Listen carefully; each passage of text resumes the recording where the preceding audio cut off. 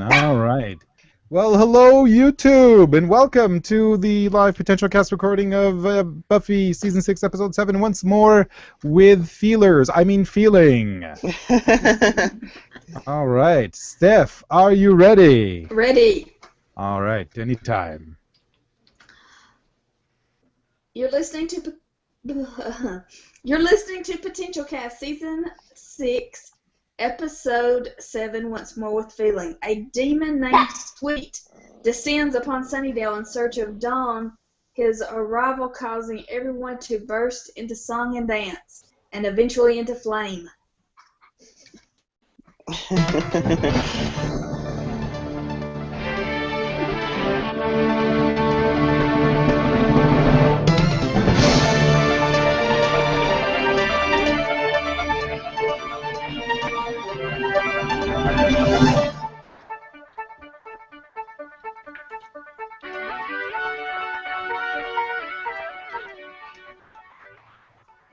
My name is Stephanie. I'm Kimberly. This is Gabby. I am Illyrio. I'm Robin. Hey, Robin! Hey, Kim! How's it going? Yay! Welcome!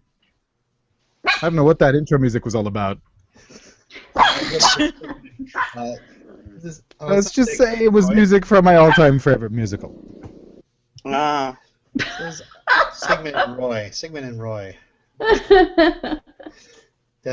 Need some definite white tigers for that one. Hey, everyone. We made it. We're here. We did. Once more with feeling. Yeah. And Yay. I wasn't spoiled on this episode. I wasn't spoiled either. Gabby, were you? Neither. Well, I was spoiled that it was a musical. Oh, Oh, yeah. yeah. Well, I mean, we knew it was a musical And that episode. spoiled it for me. Wah, Oh. wah. No, Wah, that's not wah, spoiled wah. in anything that happened in this episode. No, absolutely not. Fantastic. Well, Yay. what do we do when an episode is this good? How do we usually get started? Oh my god, that was the best episode I've ever seen. It's the greatest musical episode of television ever.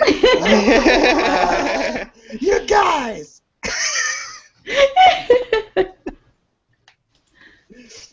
Yeah, that was fantastic. So you When guys, you guys heard were- our reactions on the commentary. When you were talking about Joss being away writing a very special episode, I didn't clue into it being this right away. And then I eventually kind of clued into it a couple episodes beforehand. And then I was like, oh, yeah, that's what's going on. Oh, my gosh, it's so close. I can't wait. And then we're basically in a situation where we're watching it. Gabby, Kim, and I are watching it together for the first time, doing our commentary.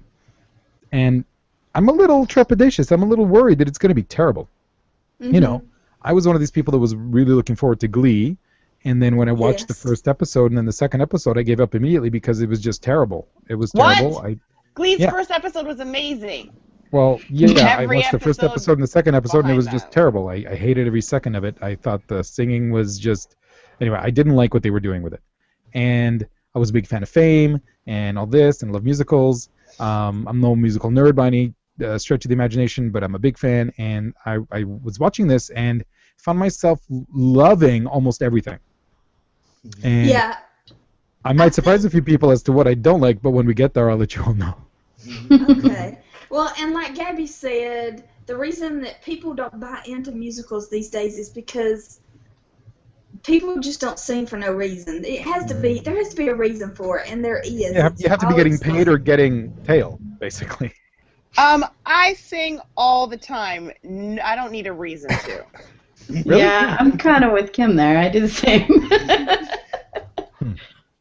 It's funny because in this episode, they try to do they of course explain why everybody's bursting the song first, Which was really clever and smart, and I really liked that part of it. and then it kind of goes back and forth between like person confessing things to another person, or person confessing things and the other person can't hear them. So it kind of plays with the both musical tropes, I guess. Mm-hmm. Yeah, that's true. I thought I mean, my favorite part was standing. That was my favorite bit of the whole episode.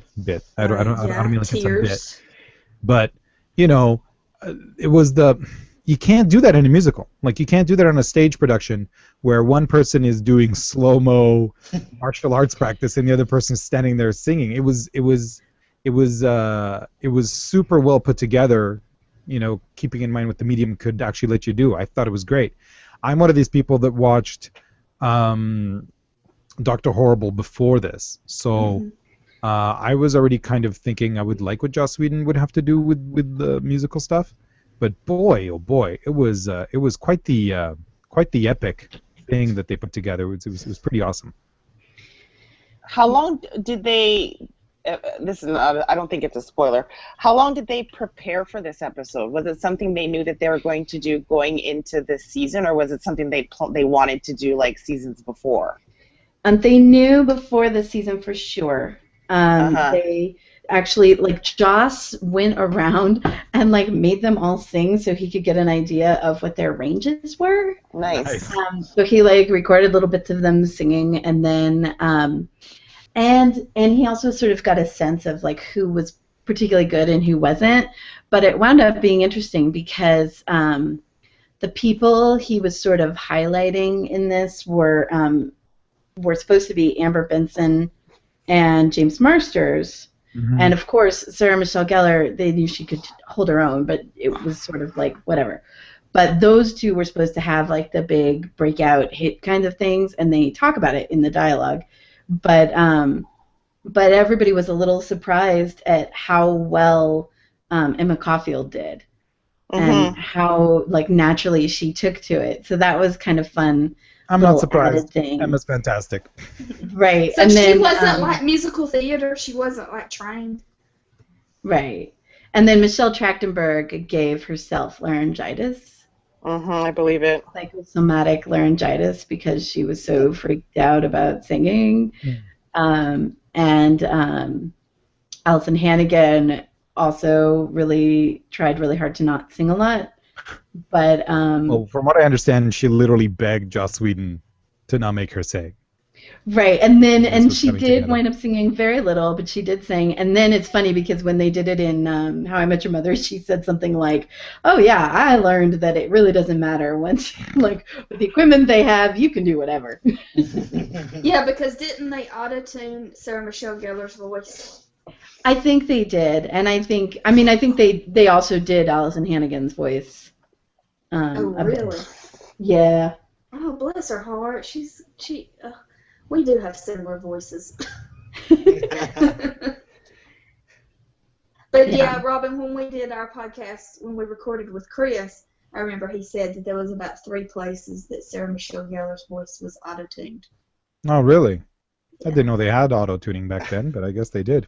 Yeah. Oh, yeah, it's probably been around for a long time. We just didn't know it. Most likely.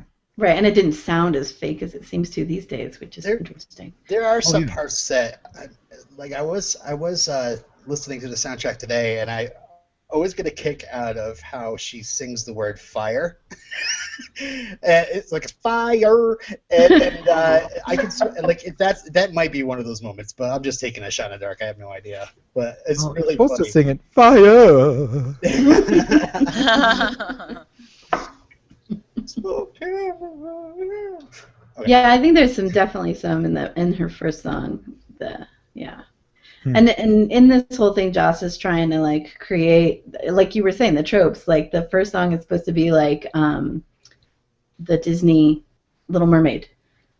That was the idea of your world. Yeah. I know my musical, guys. Don't even test. I know my Little Mermaid, guys.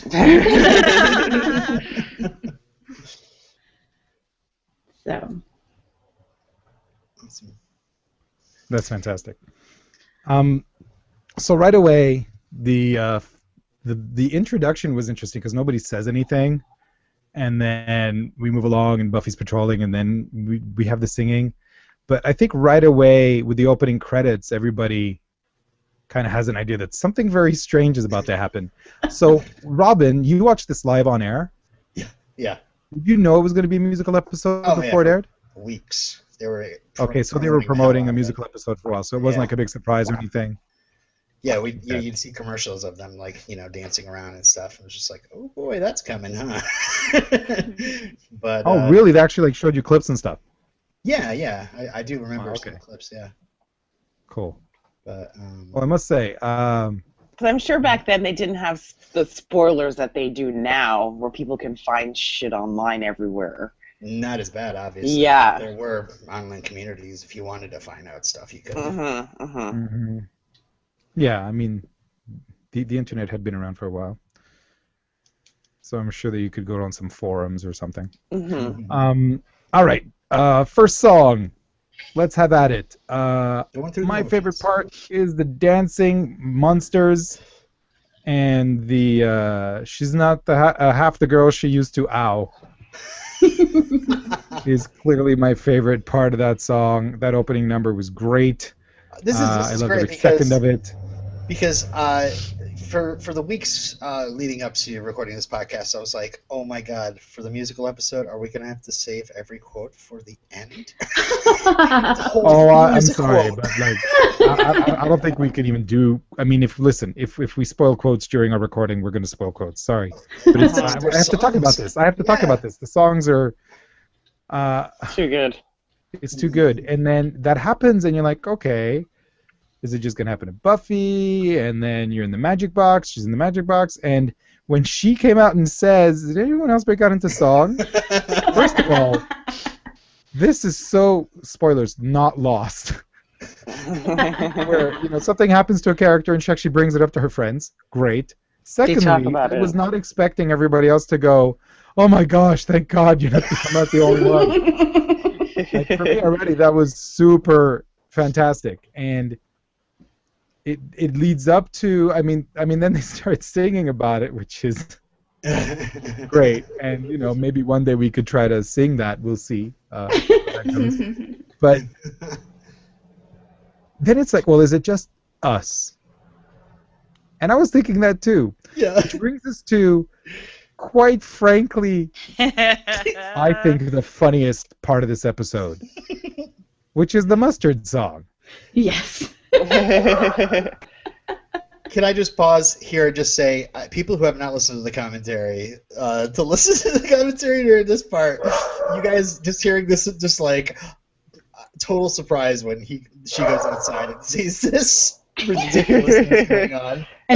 And do you guys know who that is? Oh yeah, it's Okay. Mr. I have the coolest name in the world, David Fury, who is also the news guy, the newscaster Right. on Dr. Horrible. It's true. What's up? What's next? Who's gay? I always seem to cough when that comes on in the car when we're with the kids. Although I shouldn't. He has it on his own MP3 player. He's listened to that soundtrack millions of times. Yeah, but compared to Dr. Horrible is very slick and polished, and this Yeah. just is kind of rough and rough around the edges, not perfect, and I think that's part of its charm is it's kind of scraggly. Well, it should be, because they're not, all of them, they're not professional singers, right? So Exactly. Well, they aren't in Dr. Horrible either, but still, they were picked more for their singing in Dr. Horrible. Really? Okay. Yeah. Really? Well, I mean, like David Fury and Marty Noxon were. It was just an extra. They had to. But yeah, most of the other people were. Yeah. Well, Marty, They I knew it guess was gonna Marty be- was known for her voice. He said he had to get her into that. So. Right. Oh, He hey, has to remember. YouTube folks, hold on. I forgot to post this. I don't know Yeah, I why. was looking for that. I posted it and then I forgot to hit enter, or I hit enter, but it didn't end. It did a carriage return instead of posting. So if you're joining us now, I'm sorry, folks. We've been talking about this for at least 7 minutes. Sorry that I forgot to post it on the group. But enjoy. Welcome, everyone. They're all singing in the Facebook group anyway, just waiting for it to come along. It's true. I read it. I know. I Right. missed the lines I wanted. Let me tell you, that was one thread I wasn't going to contribute to because I could not stand all those email notifications that I knew were going to come up. Yeah. So we got the mustard song. We realize it isn't just them. And then what happens? Well, I will. Let me just say this before the start, and let me also say I'm so glad there weren't any during the song. It was like you guys were just kind of like listening to it and like checking it out. I mean, being fair to it, which is awesome. Tara's song. This is the moment for me that sold me on Tara.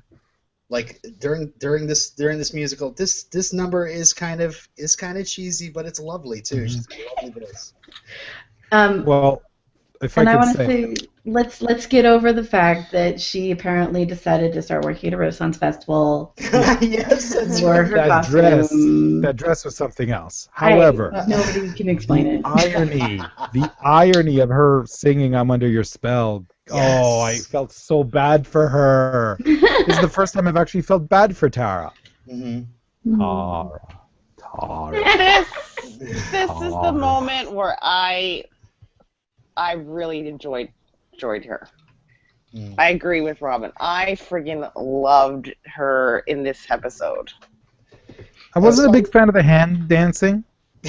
Her jazz hands at the beginning, and I got it. No, jazz hands were great, but the little kind of voguing she was doing while wearing her red hair dress. Oh, well, yeah. And then later on when the backup dancing was just horrendous. But well, that whole part, when we get to it, I'm really going to have to defend. I have notes. I know what they were going for, especially with the music that was going on. I know exactly what they were going for. I don't think they hit it as well as they could have. And I mean hit and not hid. But I think they were trying to go a little crazy 70s prog rock there, is what I thought they were doing. Anyway. Were you guys surprised about how dirty it got towards the end of this song? No kidding. What, you mean the implied oral sex? Implied? I'm spread below my willow tree. Yes. You make me come. You make me complete. Give me a fucking break. 3 times. Through the tide. I think Joss Whedon's just a dirty old man. Well, this was quite a triumph for, like the standards LGBT and practices people, like That's true. This is true. Agreed. I have to say, watching that for the first time, I was like, oh.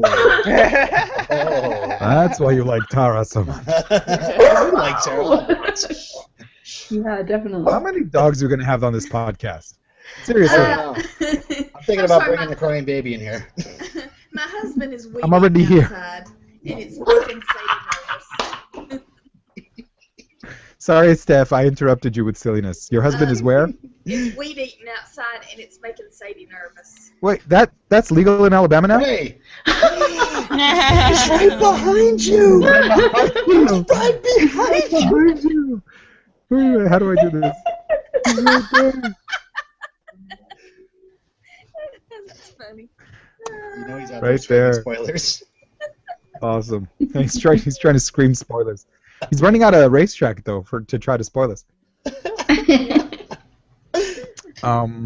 Yeah. So "You Make Me Come," Pleat, was not my favorite part of the song, but the entire part where the song was great. Amber Benson did a great job. She did a great job. The fact that the character is singing about stuff and it is so tragic that she thinks she's under Willow's spell in one way, but really she's under her spell in another way was just gut-wrenching. It was gut-wrenching the whole time. Yeah, see, that's what makes the musical so good is because, like, most musical episodes have nothing to do with the rest of the season. They're just kind of dropped in. But it's like we've been marking time waiting to cover all these character arcs, and oh my gosh, how much did Anya's character grow in this one episode where she just sang, she didn't really talk much. All of this about her afraid of her past. Yeah. You get the feeling that she's afraid that her past is going to come back to haunt her when she becomes married to Xander, and Tara's character arc, and I mean they just. And there's some foreshadowing in here that I'm not going to mention, but Spoiler. you guys, when you go back and watch it after like the end of the season, you'll be like, whoa, because there's stuff like that I didn't even notice until later that was set up in this episode, and I was like, wow. And you really have to really pay attention and be nitpicky to find some of these things. So don't go looking because you won't know. But are we talking about I'll Never Tell now? Yeah. No, I'm just talking Almost. in general. I'm not talking about anything specific. Oh, okay. So, but there, there's different pieces of songs that when you look back at them, you were like you guys were saying about Tara singing "I'm Under Your Spell" while actually being under the spell. There's a bunch of little things like that kind of thing that are happening. Well, I can't wait to see more. I can't wait to see this next one because, I mean, just based on the title, and we talk about this at the end. I have some serious predictions to make about the next episode. This whole singing thing and getting everybody to. It was weird. It's like I understand people telling secrets and stuff, but what was Tara saying? Like, was she just like gushing her heart out? Is what was going on, or like, do you know what I mean? Because like, am I being a nitpicker when I'm just like, okay, is everybody telling secrets? Is everybody just saying things? Or does it have to be one consistent thing that's happening? Because I mean, the guy's just happy the mustard got out. He's not like telling anybody a secret, right? Right. So I think there's part of that is there, but I think there's another thing about it's just, people expressing themselves through song instead of expressing themselves in other ways. And I think the fact that they're expressing themselves through song makes it super clear as well, especially because when you express yourself through song, you use metaphor, which it needs to be interpreted. Thing was actually that she was under Willow's spell, like that she was under a spell. So she was sort of saying it to herself, kind of. That was like her secret that she didn't even know. Oh, really? Maybe it's just she has a hard time. Maybe she just has a hard time expressing herself, and the song helped her express herself. Like, telling her how much. Hey, yeah. Willow. She was gonna start singing about the boys, Oh, the boys. The ones that wanted her. That was a little weird that Willow would say, hey, those boys are checking you out. I know. I mean, I felt like the whole thing. I mean, okay. I guess sorry. So this is the deal with me in this particular song. I actually, from the beginning, when there's the opening montage, everybody's doing their thing. She sees the flower, she smells it. Tara looks so happy. It started to make me feel sad because we know what's being done to her. And then the song happened, and I'm like, oh, this is so sad because you literally are under your spell. Those little things like Willow smiling like she's all in love, it made me angry because she's fucking with her. She's fucking with her mind. But the actual song itself, like the end, I just thought was gratuitous for me. I felt like it was gratuitous for the sake of being gratuitous. And I'm no prude by any stretch of the imagination. I felt like it was a little too much. And the song itself, I think Amber Benson has a very nice voice. I just thought it was kind of jerky. I don't know. I mean, personally, and I'm just going to get this out of the way now while we're talking about the beginning. We all know I'm not a fan of musicals. I tried when I rewatched it to tune up the music as much as possible to listen to what the lyrics were, because that seemed to be what was progressing the story along, and that's what I needed to focus on to get through this. So, but I did have feels for her. I felt super bad, and then as we talk along, I mean, I actually cried at one point. Watching it again, listening to the words about what was going on. I love it. I hit the sobs a couple of times during this episode, at least. Well, one of my favorite things about musicals is that the words are actually, how can I put this? They end up being easier to understand than pop song or like rock song words, Like most musicals that I've always enjoyed, you can totally understand everything everyone's saying, right? Because you kind of have to, because they're moving the story along with the lyrics. So the idea that you have this focus on the words. Like for me, it's just like it's one of my favorite part about musicals. It's like you're not, ambiguously looking at, what are you trying to say? Like what she's saying? It's very clear. She's saying you make me complete, right? It's very clear. I'm under your spell. It's all very clear. Bunnies, twitchy little noses, hoppy legs. It's on purpose that it's very clear to understand the words, and I'm a big fan. Oh yes, of that. I wish everyone would communicate through musical. Honestly, I love it, and I really liked this song as well because of all the songs in this episode, this was to me the most poppy. And it was the one that sounded most like of the time. To me, that sounded like it could have been like on the radio. Breakaway pop hit? Sorry. Like pop. Yeah, that term is hilarious, the breakaway pop hit. This song was supposed to be that. Like, he really did have an idea in mind for each of them, and this was one of them. Oh, for sure. Like, to me, it sounded of that time. Like, late 90s, early 2000s. Pick any female solo artist, they probably could have done a version similar to that song. Like, Liz Phair would have sang this. Yeah, exactly. That's exactly what I thought. Lilith Fair, this would be one of the anthem songs, right? So I thought it was great. I really liked Tara singing it. That was freaking fantastic. I was saying Liz Phair. Maybe Liz Phair could sing it at Lilith Fair. I heard. I know what you meant. Oh, okay. I didn't listen, anyways. But yeah, I loved it. See, Robin thinks that if you don't get his joke, you didn't hear him properly. No, what I was saying was. Yeah, see, I'm not a big fan of the song, and I have come to realize I don't care for that. I like a rockin' female voice. I don't like a ballady female voice. So I realized that she is hitting the notes. It's just that falsetto ballady voice I'm not crazy about. It has to be a particular for me to like. Yeah. So she hit the notes, but it's not my favorite. And what Illyria was saying earlier about the lyrics and how they're so clear and precise as well. Again, I think there was a lot of. I'm just speculating because I didn't watch it when it was on at the time, but listening to what you guys were saying, like they heavily promoted this episode because they wanted not just ratings, but they probably wanted to get more viewers to continue to watch the show. So a lot of things that may seem like that you're hammering them over the head. It's also for people who they're resetting everything. It's for people who haven't watched the show before, but they don't feel like they're missing out. I believe they may miss out on like an inside joke here or there. But they're getting the gist of the story. There's no way that you can't say that Willow and Tara are girlfriends. You know what I mean? Like, in that exactly, you can't leave the episode knowing that. And, you also get a bit of the history of the relationship between Xander and Anya. And you also see that Dawn is a little kleptomaniac. There's been a few people that I've sat down to watch this musical with that don't watch Buffy, and they've enjoyed it. Yeah. Me too. Yeah.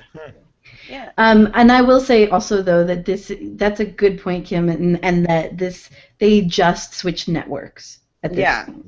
So they went from they were picked up and moved to another network, which was really unusual at the time.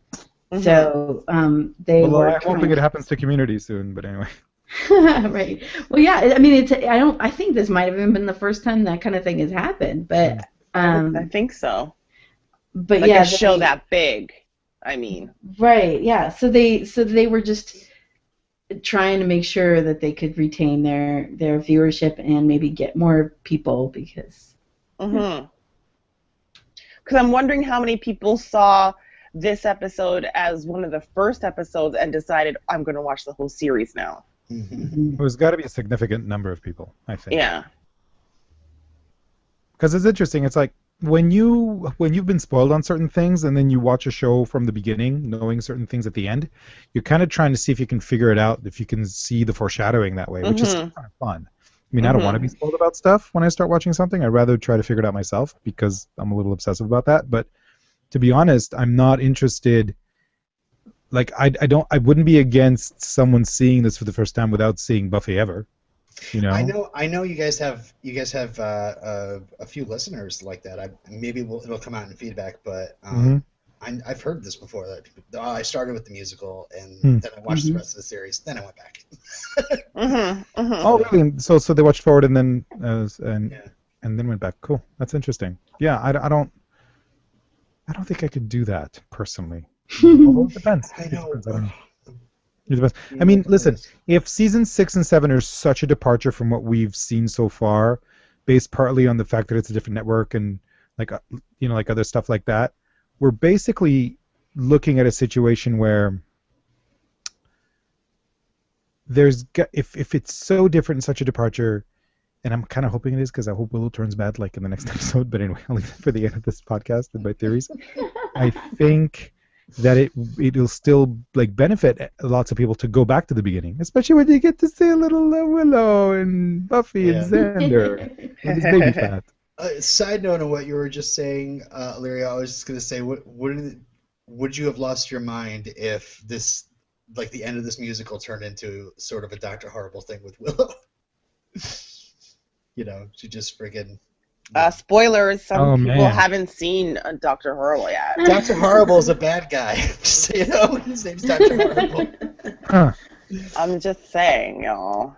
Well, Dr. Horrible, as you say. By the way, I don't know if there's a French dubbing. I read in one of the comments today on Facebook that there's a French dubbed version of Once More with Feeling, which I think is on my DVD somehow. I have to check that out eventually because I heard the person who does the Tara singing is terrible. But anyway, I can't wait. Like in my house, we don't just sing Let It Go. We also sing Libéré, délivré, which is the French version of that song.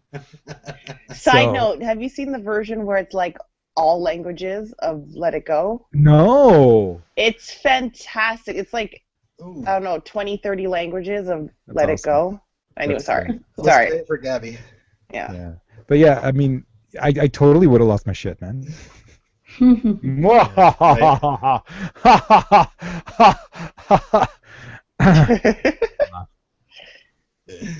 That's how I start most of my mornings when I wake up with the kids. I go into their room, and they usually smile and then tell me to shut up. Right. One other thing about this season is that this is the season that Joss is working on Firefly, Angel, and Buffy all at the same time. So it's gonna get shitty soon. No, I mean like he has somebody else shitty, take over showrunner for Buffy, and somebody else takes over showrunner for Angel. But just is so it you Damon know. Lindelof? Is either of those people Damon Lindelof? No. Damon Then we're Lindelof and good. Chris Carter are running season 3 of Angel. Shut up. Chris Carter.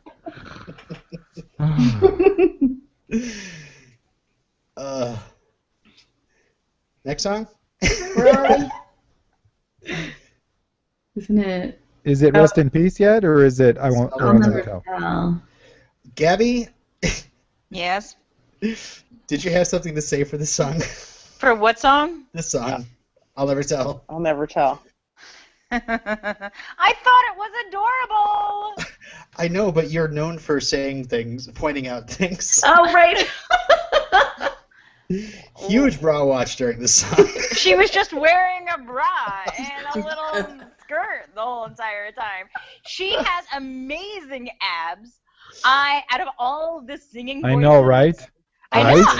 I'm like, I would tap that. She's amazing. But out of all the voices, her voice was my favorite. This song, the lyrics to the song, made me laugh incredibly hard. It was so cute. It was all like Fred and Ginger style. I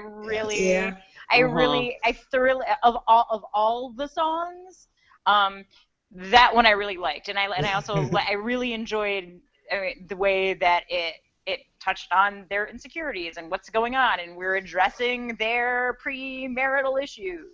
Mm-hmm. And those fuzzy shoes were awesome. I was hoping you would grab the shoes. The part that got me, I thought this was a great number. It looked fantastic on screen as well, but the part that got me was when Xander started dancing as well, and they did their choreographed. Yeah.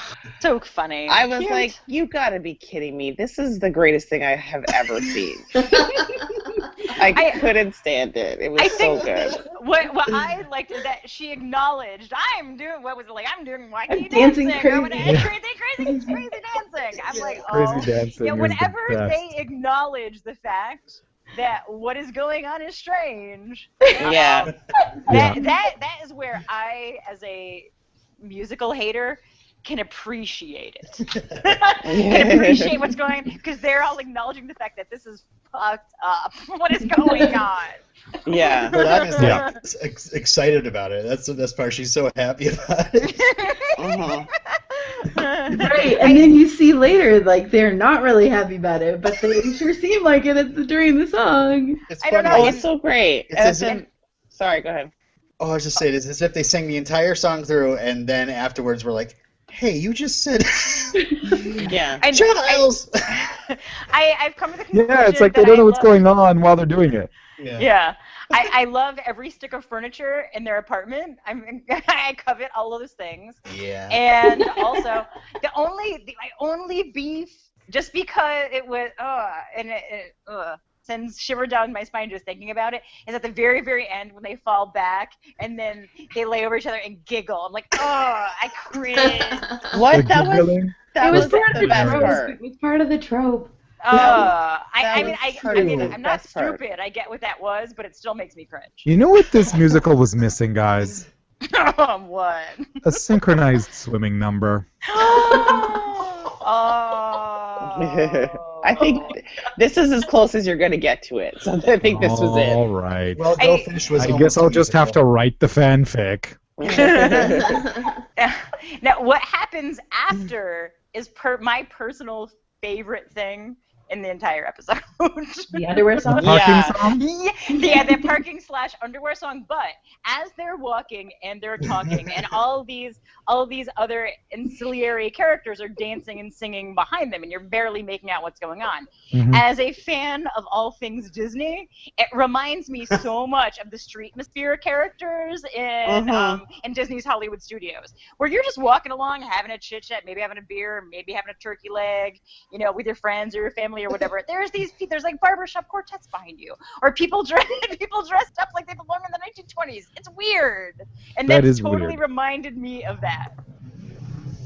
Yeah, they had a lot of fun filling that with people. Like, they had like the choreographer dancing behind them somewhere. Adam and Shankman.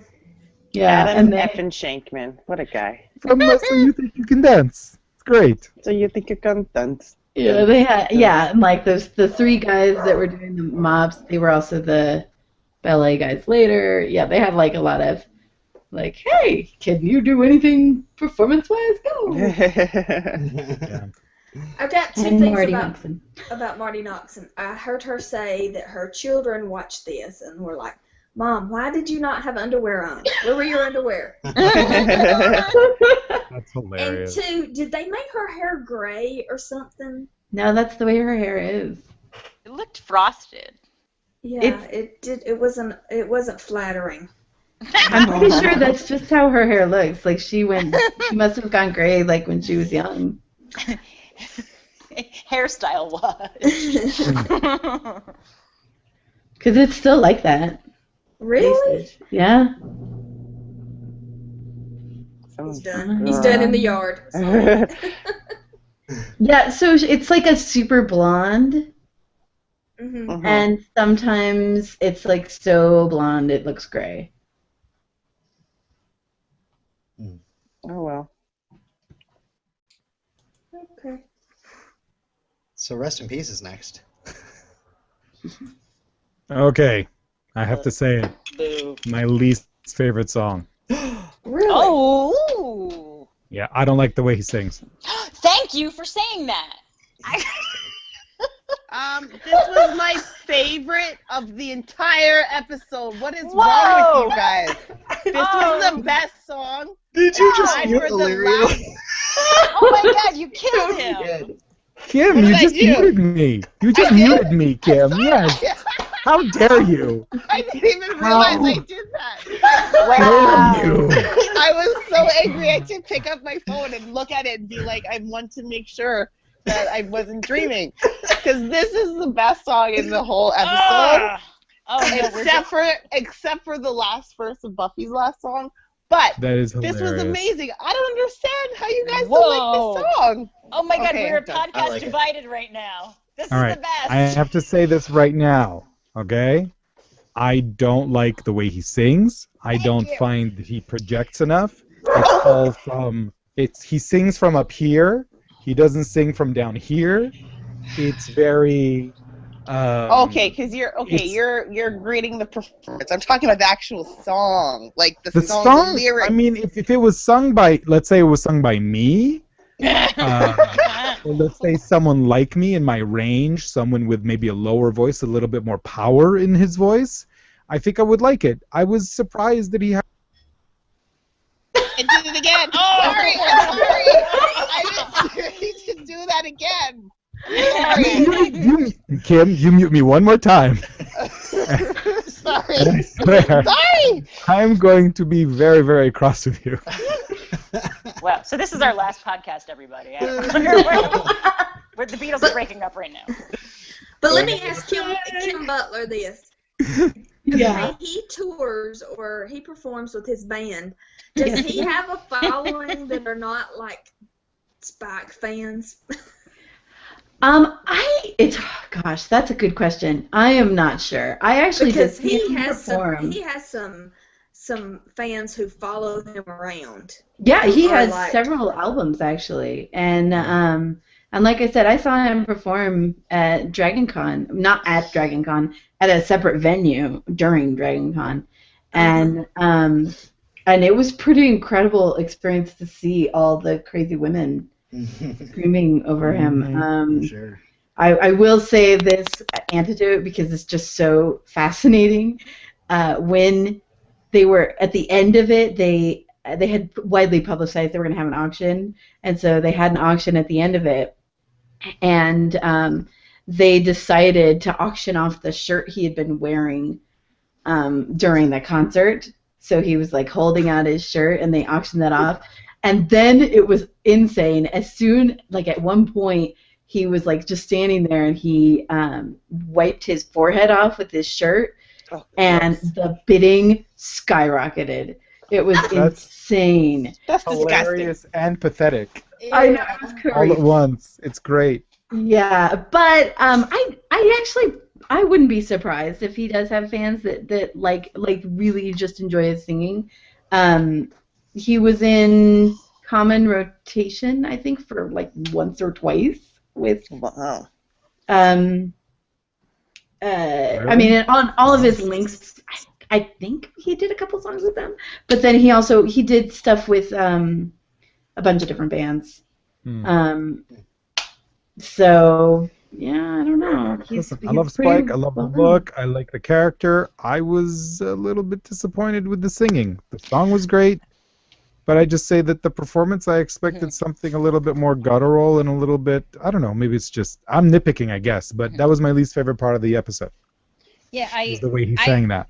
I have to agree with the singing part only because I mean I've never heard his music, but I know that he has a huge following and that he's in a band. So therefore, and I mean I wanted to believe it was because he was an excellent singer and his band was awesome, and it wasn't just that he was getting an audience because of the Buffy following. But after hearing him, I feel like that's why he packs a house, is because of the following, not because of his ability. It wouldn't surprise me, to be honest, if that was the case. I have to admit. But I don't know, though. I have his album. If anyone wants to hear it, please let me know, and I'm happy to. I think we're good. But I'm thinking, but I'm wondering if is it because you expected him to be like, you know, Billy Idol up in your face because that's what he looks like? No. Because I liked it because it's a bit softer in parts. Really? I do. I feel like he was just off key. It key. was softer, like, dude, you can say that louder. You can sing that louder. It just felt like he was whisper screaming. Yeah, but that wasn't the point of the song. That was the point of the chorus. But the point of it was like him conflicted, saying to Buffy like, "I love you, I love you," and then I'm he's sorry, what was that, conflicted Kim? because he's like, again, because he's torn because he's like, "Don't get close to me because whatever, but let me rest in peace." And that's when he's supposed to get like angry. So it wasn't supposed to be that through the whole song. I thought the point was, Agreed. I mean, maybe I'm just hearing it differently, is that he's like, oh, I love you, but you're toying with me, so if you're going to keep toying with me, then leave me the fuck alone. Yeah. Okay. Exactly. And Yeah, that's it's why like, he come on, only stop got playing angry. with me. I sing the That's song why to he myself. only got I enjoy the angry in the song, chorus. but I didn't like the song. I didn't like the way he sang it. Loved it. I loved didn't it. like the way he sang it. Layers upon layers upon layers. It Well, was Well, freaking listen, I fantastic. know it's like an Yeah. onion and all, Shrek. It was Donkey. so Shrek. good. I felt like it was flat and off key. It was It's so off-putting. Really? I wouldn't You say that. guys are crackers bananas. I'm Oh, telling you. hold This on. I was wouldn't say he so was singing off good. key, but he wasn't. I don't know. You got to project from somewhere different, man. At least So- it was a song that I wanted to listen to, unlike one that's coming up, where I fought fast-forwarding. Fought! Hard. So, Which one would that Kim be? Butler. Oh, It's coming never up. mind. We'll Okay. talk about it, and I'll do it. That's the one. Kim Butler. So What? you say that Joss was wanting to feature Amber Benson and James Marsters' voices, but Emma Caulfield was the big surprise. So does that mean that he tried to like progress their musical career? Like, was that the whole? I don't know if that was sort of the goal. I mean, I think it did. I mean, James Marsters I think he was already sort of trying to rock out with people because he, the band that played, oh my gosh, I'm blanking out. The band that played on because they were always having to feature these bands constantly. That was part of the deal with the CW, right? But then Dingoes Ate My Baby. Who was the actual band behind it? We're the worst fans ever. The Nerf Herders? Gosh. It's not the Nerf Herders. I'll have to look it up. Anyway, and I don't know why I'm blanking on this because I actually know this stuff. But anyway, he actually sang with them before. That's like where they got the idea. Okay. And so I don't know. But I don't know. I mean, he was supposed to be. This was supposed to be the rock song, although but the bunnies bit was supposed to be like heavy metal. Yeah. I mean, and that doesn't really heavy metal, and so like it was pretty good actually. I mean, I thought. Yeah, I mean, and I guess that was because Emma Caulfield used to do that all the time. She would just like walk up to people and start like trying to sing heavy metal, like random things about their lives. So that's why they gave her that bit. But yeah, I don't know. Oh, 4-Star Mary. Yes. Okay. Thank you. I know it's killing you, right? So yeah. This song lyrically though, I mean, it kind of hits the heart notes a couple of times. Some of the lyrics are beautiful. And really, like it surprises me that out of the three of you, Kim's the one who loves this the most. But the refrain where he's like, my heart could beat, it would break my chest. It just ruins me. It doesn't ruin me. No, that was great. I thought the lyrics were great. So I good. thought the way he sang it was kind of wishy-washy. That's all.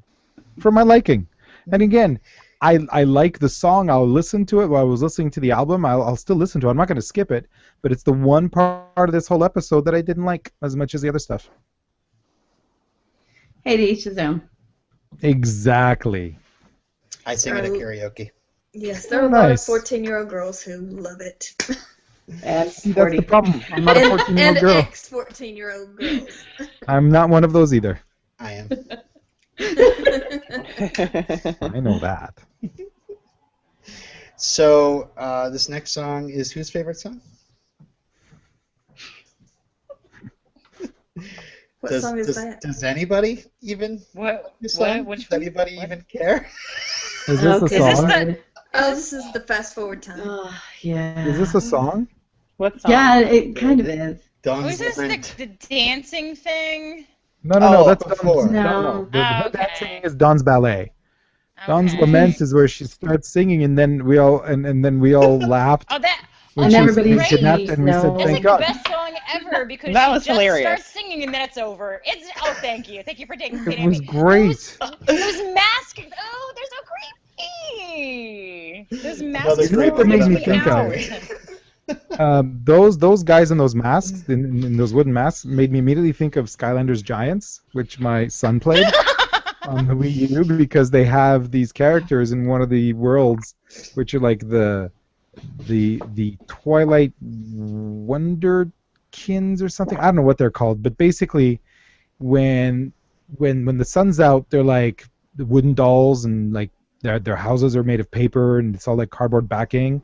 But then when you can do the switch, and then the moon's out, and they're like living, breathing wooden dolls, and their houses are real. You can go inside. It's like really super creepy, and like my 7-year-old's playing it. I'm like, oh, this is the greatest. I hope he appreciates how creepy this is. And that's exactly what it made me think of. So whoever Ugh. designed those characters, I think, saw this musical, because boy, they were creepy and awesome. They reminded me of the ventriloquist dummy episode. Like, just imagine him really big. They were Totally. terrifying. If the noses were more phallic, they almost reminded me a little of like in A Clockwork Orange. Like, yeah, that's what. Creepy masks like that just wig me out. Oh my god. They give you the Wiggins? They did give me the wig.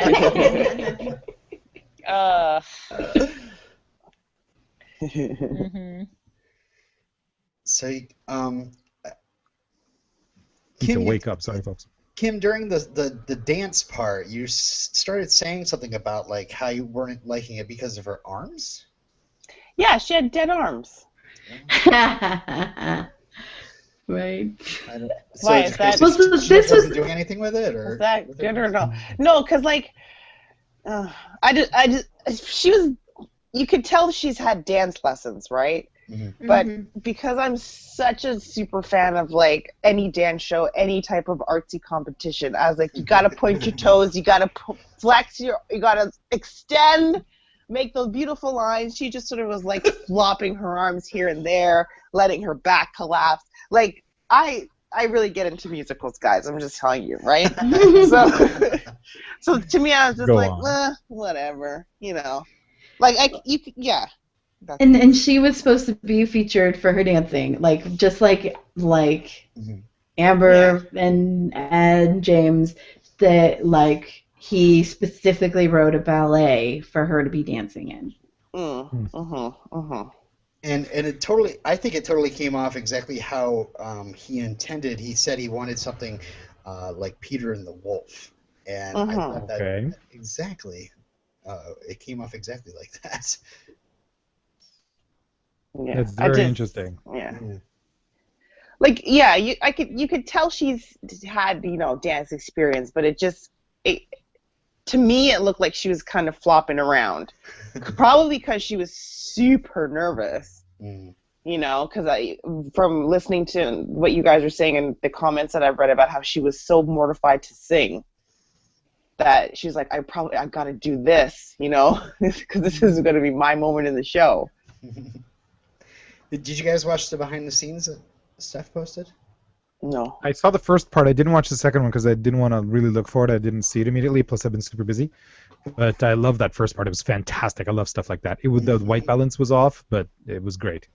Yeah, there's a part where you see Michelle learning how to do the whole ballet, and it looks like it was a lot of work. Oh, I believe it. Because again, there was parts where it looked like she was anticipating the move before it happened.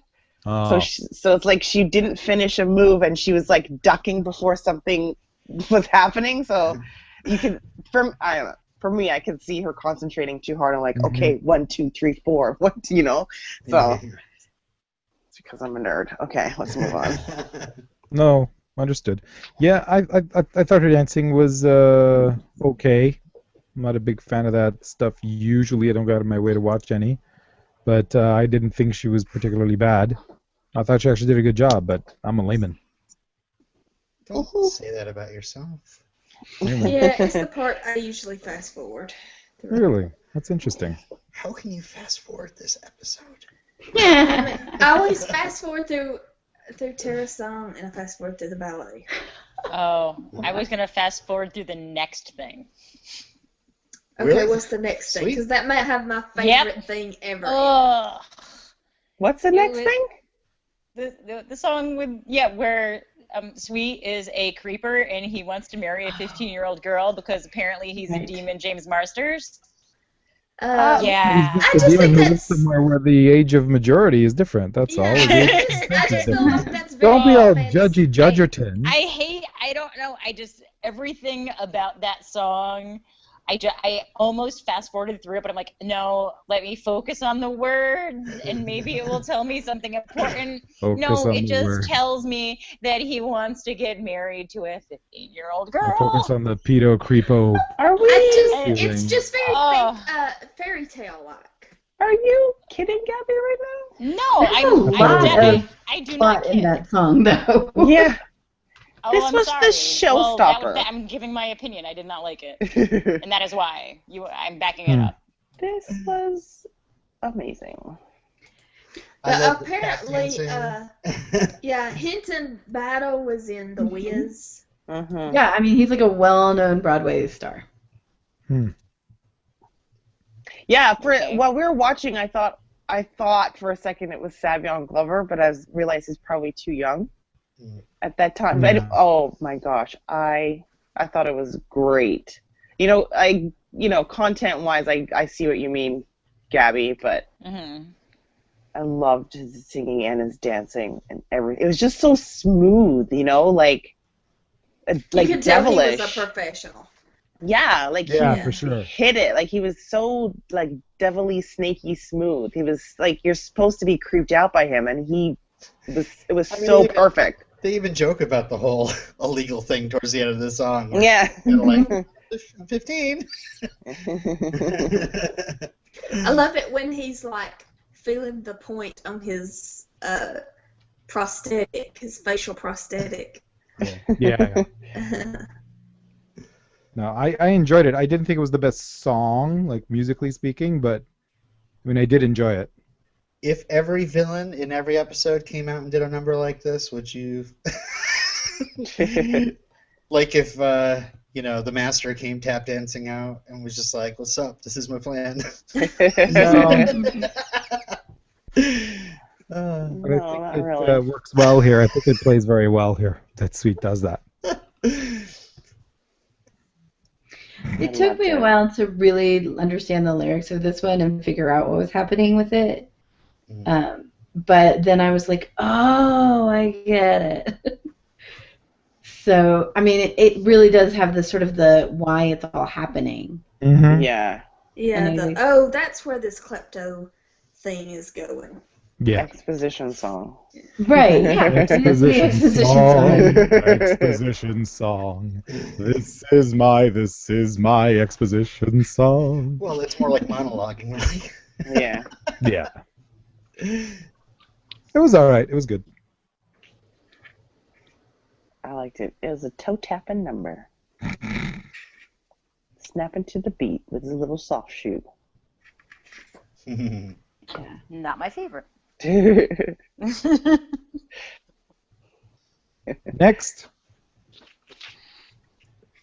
Standing. All right. We got to talk about this one. This Did is we my miss one? least favorite song. I don't think Really? we missed one. Yes, This is my favorite. song. I know. This is the one that makes me cry because I have daddy issues. This one makes me cry because I have daddy issues and I'm a dad. So it makes me cry out of both eyes at the same time. Yeah, I was joking with Tammy. I was like, I I'm usually gonna only sing this cry at out of my- one eye. I was joking with Tammy earlier today. I was like, I'm going to sing this song at my daughter's wedding. Oh my god. Oh, you're gonna let your daughter get married? No. Never. Yeah, if I was ever going to fast forward through anything, it'd be this song. Really? So Well, what is then it you'd about see. it? Then That's you'd see why I was Buffy saying to Rocky, each their own. It's so boring. I'm like, what? So Wow, no. this was. I don't think Wow. Anthony Stewart Head could do anything more. Oh my God, I loved this song. This was this tugged on my heartstrings, number one, and then the duet towards the end. I Oh love my the God! Oh my duet. God! Made me when they. Oh well, I'll say it when we See, get to I it. love the duet. And I Oh. feel like this song is kind of like, ugh, okay, fine. Yeah, that duet was fantastic. Yes. That's the kind of stuff I adore when people do that. Oh yeah. When there's And it's it's done like so well. it's like the song in Dr. Horrible when like they're doing that and they're overlapping different things and Don't it's tell Yeah. Tim they're singing Oh. in Dr. Horrible. When they have the two different character themes together in one song. fantastic. Oh, love it. Absolutely fantastic. It was so good. I loved everything about that song. I loved the little part at the end. Ah. Stephanie Be did it, nothing obviously. left of me, can't you see? Oh, So so much left. good. I love So good. Again, talking about the commentary, when the line comes up before the song talking about like some sort of training montage, and you guys were like, That would have been the best thing. It would have been ever. fantastic. It's a montage. Montage! Montage. It's funny. It was kind of like that, but also like all the feelings. No. It was 80s ballady, really Yeah. bad Yeah. MTV at the beginning of MTV Video. Yeah. I wish it was almost like pencil drawings, cartoons of them, because then that would have been Well, like Aha. amazing. Like Aha. That would have been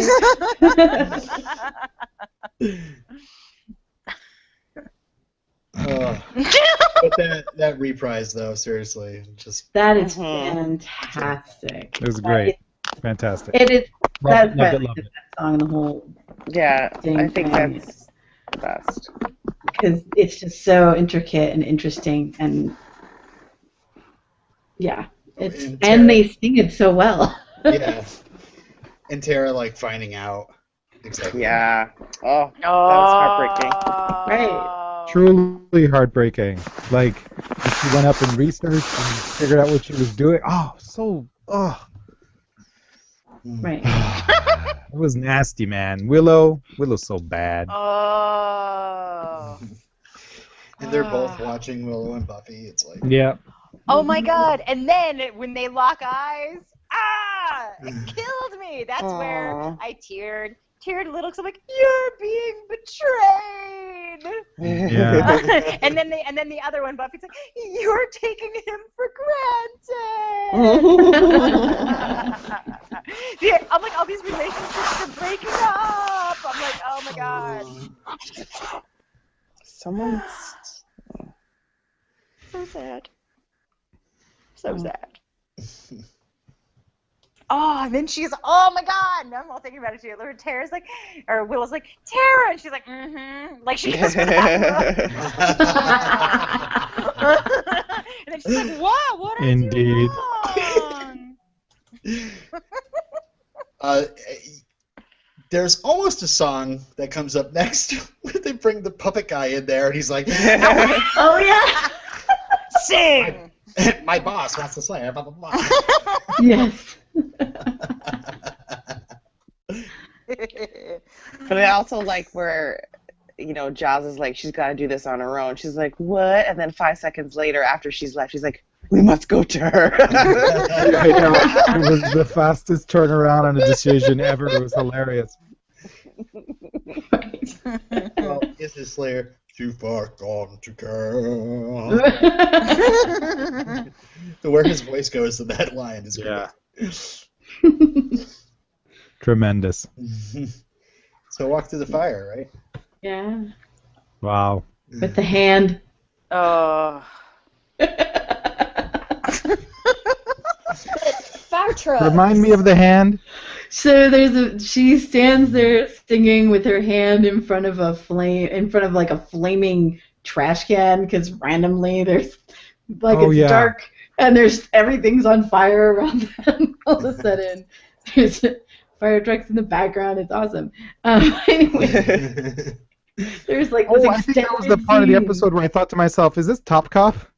Or Cop Rock? Cop Rock, I think. There's like this like bit where she's standing and singing with her, and she talks about the flames turning black or something like that, and she's got her hand in front of the fire. And apparently Joss really fought to have that scene, that little clip in, because the editor was like totally opposed. She's like, this is so cheesy, it's so horrible. Oh, thank God for editors saying things like that. Right, and every time they see it, she'd turn to Joss and be like, so do you like your hand? And he'd be like, yes, I love it. Nice. It's like a throwback to, those super cheesy 80s videos, like those hair bands, where they'd have like... Yeah, Benatar video. It really does. Yeah, because they'd have like lyrics like, it was like a Patton Oswalt bit, but they'd have like, they'd have like... a prop heart that was made of glass, and they would sing "You Break My Heart," and they would shatter the glass and be like, "Yeah, we get it." Right, exactly, exactly. Like they don't get metaphor; they have to like hit you over the head with it, and then they literally like hit you over the head with a hammer with the word metaphor on it. Yeah. You mean like you make me complete? Oh, wait a minute. We moved on from that. Right. Stop being homophobic, Gabby. Oh my God! I'm just kidding. Okay. You can keep being homophobic. Oh boy. So I love the rallying though of this song. Like it's everybody's all alone, and then all of a sudden it's just like they're all. Stephanie! Ruining the show, Stephanie! Tablet out of her lap. I'm just. Hey, Robin, you want to say all that again without Stephanie's mic rubbing up against random things? Sure. I was just. What was I even saying? Oh no! Yeah, it was a big. I had to ask you to repeat. I like how this song's a big rallying cry. Rally. Yeah. Just because easy for you to say.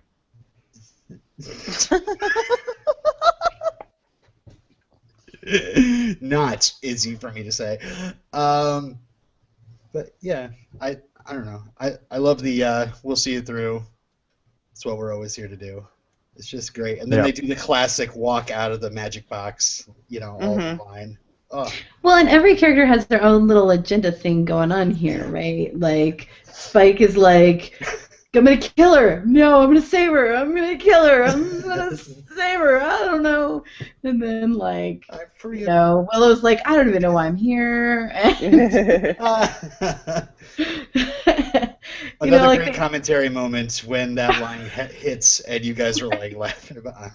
Remember the time when you guys were doing the commentary? That was awesome. Awesome.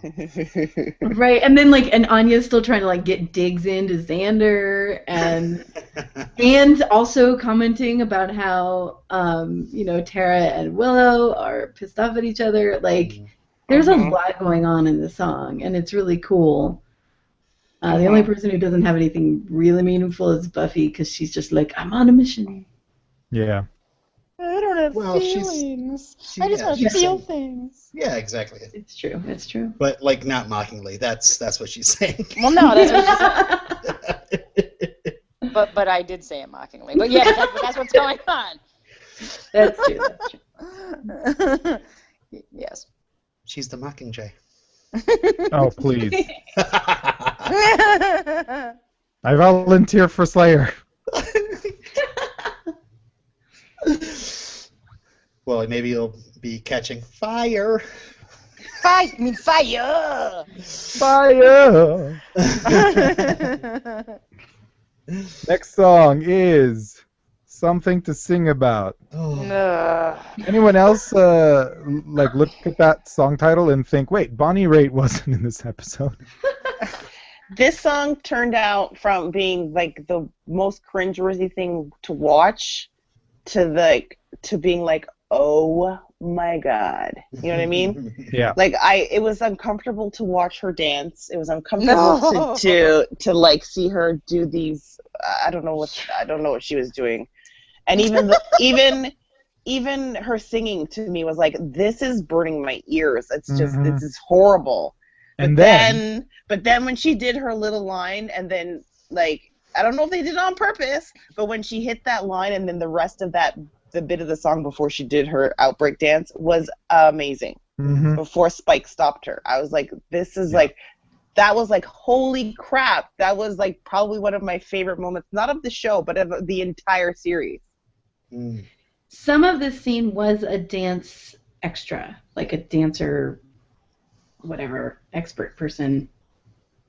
Whoever was dancing and when Sarah Michelle Gellar was dancing, I was just like, they were surprised that she actually held it up more than they anticipated her doing it, but they did end up using a dancer. Well, there was parts where you could actually see her face dancing, but then when the hair was whipping around, I was like, okay, it's probably another stuffy, but it was uncomfortable to watch at parts because I was like, oh no.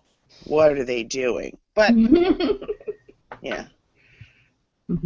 I just have to say that guitar riff when she was doing the dance moves was so very 70s prog rockish, and it was offbeat, and it was fantastic, and it was wonderful, and it was great, and I loved every part of it.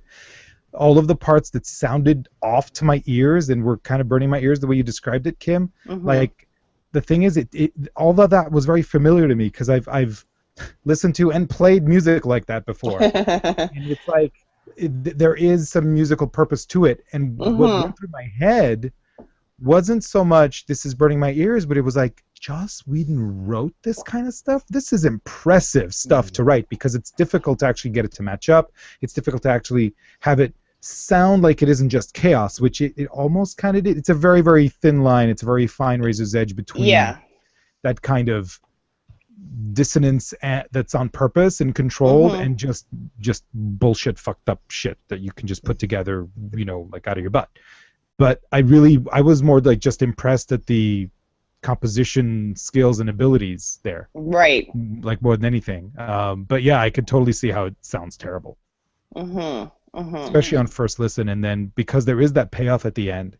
You're kind of anticipating it the next time you listen to it. It's one of my favorite things to listen to when I listen to the songs.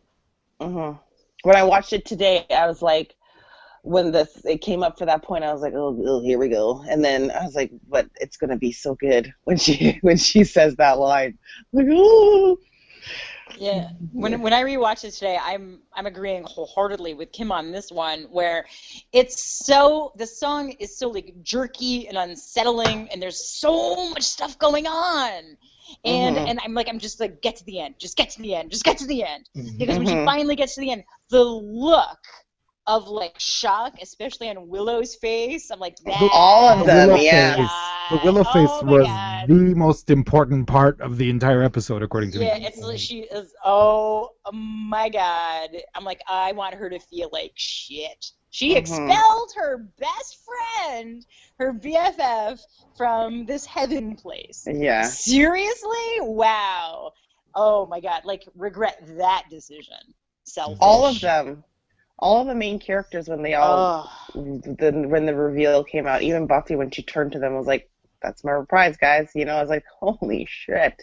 Finally. Yeah.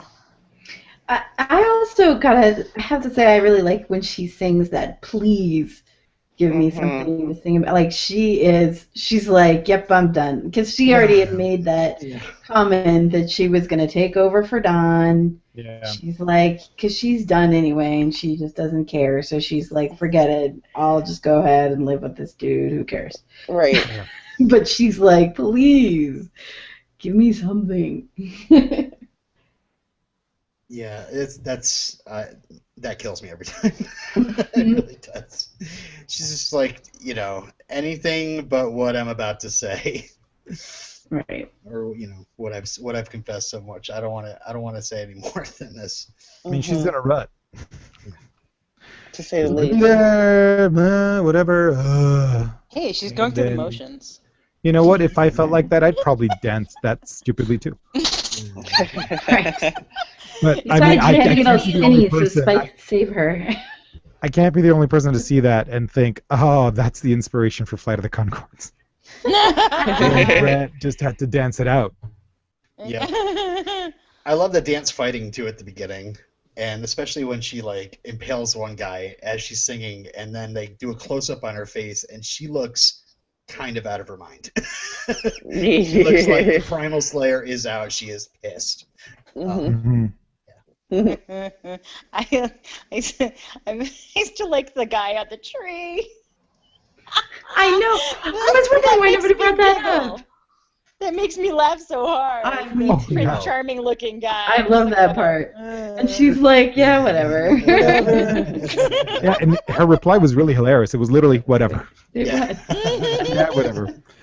Perfect. Absolutely perfect. It was great. More role reversal stuff. Fun.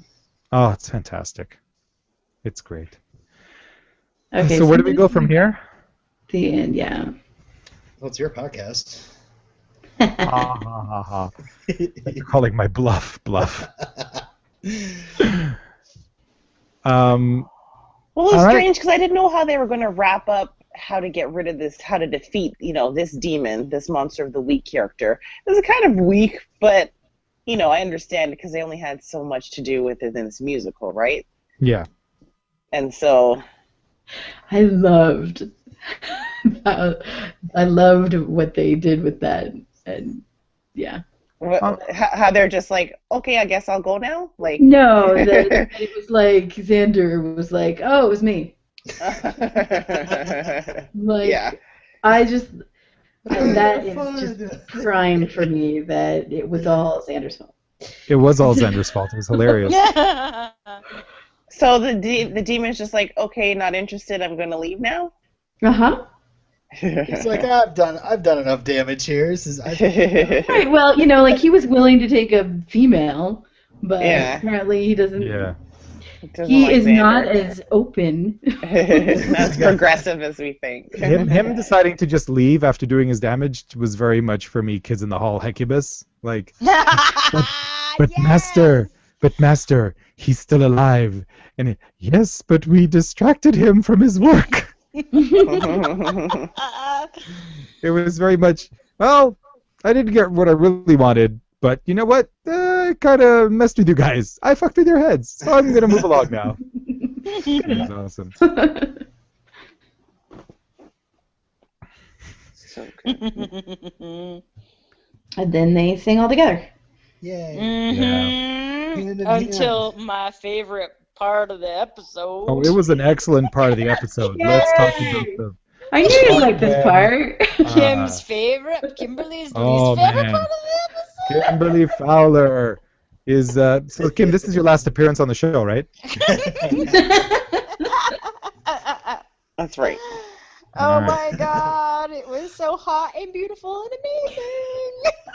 Now, because it happened at the end of this musical episode where they were kind of be forced to be in a musical, does this qualify for you, Kim, as it being the result of some kind of spell thing? Or is this a full-on, no, really, this is how they feel kiss situation for you, and you're very disappointed and you want to quit the show? I don't even know where to begin right now. Because you all heard my primal scream at the end of this episode. That was fantastic. I think it sounded like, no. I don't like the two of them together. It's no secret. However, even now, after that awesome Spike song and Buffy basically saying, fuck this world. Yeah, however, in the context of this episode, I 100% get it. I just don't like it for the point of this series. To me it was, I don't know, I spotted it from the beginning. I was just like, oh, Angel's gone, so now she's going to one day be with, what's his nuts, She has a type, right? What's his nuts? Oh my. Wow. I forgot his name for a second. Like, hello. How rude! Which, by the way, is a Full House podcast coming your way, apparently. Is it really? Full House introcast. Oh, no way, for real? I don't know if it's going to take the introcast style so much, but if you're a listener of Ramjack and you like their Mr. Belvedere, Perfect Strangers, Saved by the Bell, Charles in Charge, and what's the other one they did? I forget. Baywatch. And Baywatch Nights Baywatch style Nights. of recapping and going over it. John Pertusek is going to do his own Full House podcast, all 194 episodes, I think. So it's pretty That's awesome. amazing. Wow, that's Yeah. amazing. I'm thinking about sending feedback every week with just me going, cut it out. We'll see. Anyway, how rude of me to interrupt you like that. I don't even know what my train of thought was because every You time were I upset. think And you I called him was what's his nuts. so Because you were I saying, was well, I predicted so this angry. because Angel's gone, so she's going to go to the next closest vampire thing. Yeah. I don't know. I just don't like them together. It's such a feeling that I have in my entire being. You know what I mean? Mhm. It's like it's hard to put into words why I just have this gut feeling that the two of them is just I don't like it them together. However, watching this episode and seeing how much that they actually not just have in common, Yeah. but that they can relate to each other. They're both dead, in quotations, and you really He's actually see, died more times than he has, right? yeah, and the way that he opened up to her in his own way through that song, because we've seen Spike before, and he has this, the badass attitude. Yeah. Yet in this episode, you saw that real sensitive side, and and Buffy, she was like, you can see that she was torn as well because she's like, well, what the hell? Like the way she ran away at the end of the song because she knew like this is bad news. I'm getting out of here. Bye-bye. This is not cool, and I was just like, She's guys, scared this of her is feelings. So, like, I just don't like it. I just hate it. I don't want it to happen, and I want it to be over. Oh, see, I look at it like she's afraid of her very real feelings. She doesn't know what to do, so she actually physically runs away. It's beautiful. I have to admit, though, I have to just point this out because it always bothers me that, like, he, in the middle of the song, like, gets annoyed and leaves, but then you still hear him singing the rest of it. And I'm always compelled. wait a to second. sing. Yeah. He's gone by now. But He was something in the alley. But Buffy's in this place right now where she can relate to nobody. The only person that can have some sort of understanding is Spike. So of course that's going to be an attraction. Like even the Something to Sing About song where he stops her and says, "This is living." Yeah. You know what I mean? That was the moment where I was like, fuck, they're going to get together. You know what I mean? So I was like, okay, it's happening. I'm not going to deny it anymore. But that was the moment that I think for her, she realized, okay, something's happening here. Now I'm stuck on the going back to the he's all, oh, I'm not gonna sing this anymore, but then keeps on singing and walks away. I feel like it's when you're having, like when you're dreaming, and then you realize in your dream that you're dreaming, but you still are carrying on with it. It's like that. I feel like like he knows he's done with this thing. He doesn't want to do it, and yet he's still a little bit compelled to keep on doing it. It is a magic spell after all. Well, they kind of foreshadowed it happening as well because they're doing the big group number, and I think they even say something about how it ends on a big screen kiss or something, and then cut to the two of them, and I was just like, come on, like. I think someone in the group called it the world record for shortest foreshadowing. Really? Okay. I love that in Where Will We Go From Here? They pretty much do a curtain call. They all take hands together and essentially now. Which is cute. Like, hi, we're your cast. Thanks for coming. What did you think, Illyrio? It was destined to be. As soon as he had that chip put in his head, it was like they're gonna get together. As soon as Angel left and he stayed around, I was like, they're getting together. Oh, All right. Well, I mean, she has a type, right? So. Uh-huh. Listen, I was cool with it. I've been kind of anticipating it. I like Spike as a character. I think he's potentially very good for Buffy because he doesn't take any of her shit. And he's a lot more emotionally expressive than Angel ever was. Ding. Although I don't think it's good. On the other hand, I never liked all of the stockish behavior of his that he exhibited. So I'll chalk that up to him being, like evil still, and still trying to deal with that and growing out of that, perhaps. But yeah, I don't know. it's basically what I thought. It was bound to happen. It was destined to be. I don't know let if it it's go. destined. Let it go. Let it go. You can't You let know. it go. And did you notice that? The cold never bothered me anyway. There you go. The Oh cough, my gosh, the somebody cough kind of. totally needs to make a Buffy video to that song. Yeah, Let it someone with go. time. People have that. Probably have, yeah. I don't know who they are, but some By the people have way, this thing called this time. Sunday morning, before their swimming classes, my children dressed up as Spider-Man, and vampires. So they had like their different little Spider-Man costumes and vampire teeth, and it was quite awesome. But I can't wait to show them Buffy. I must say.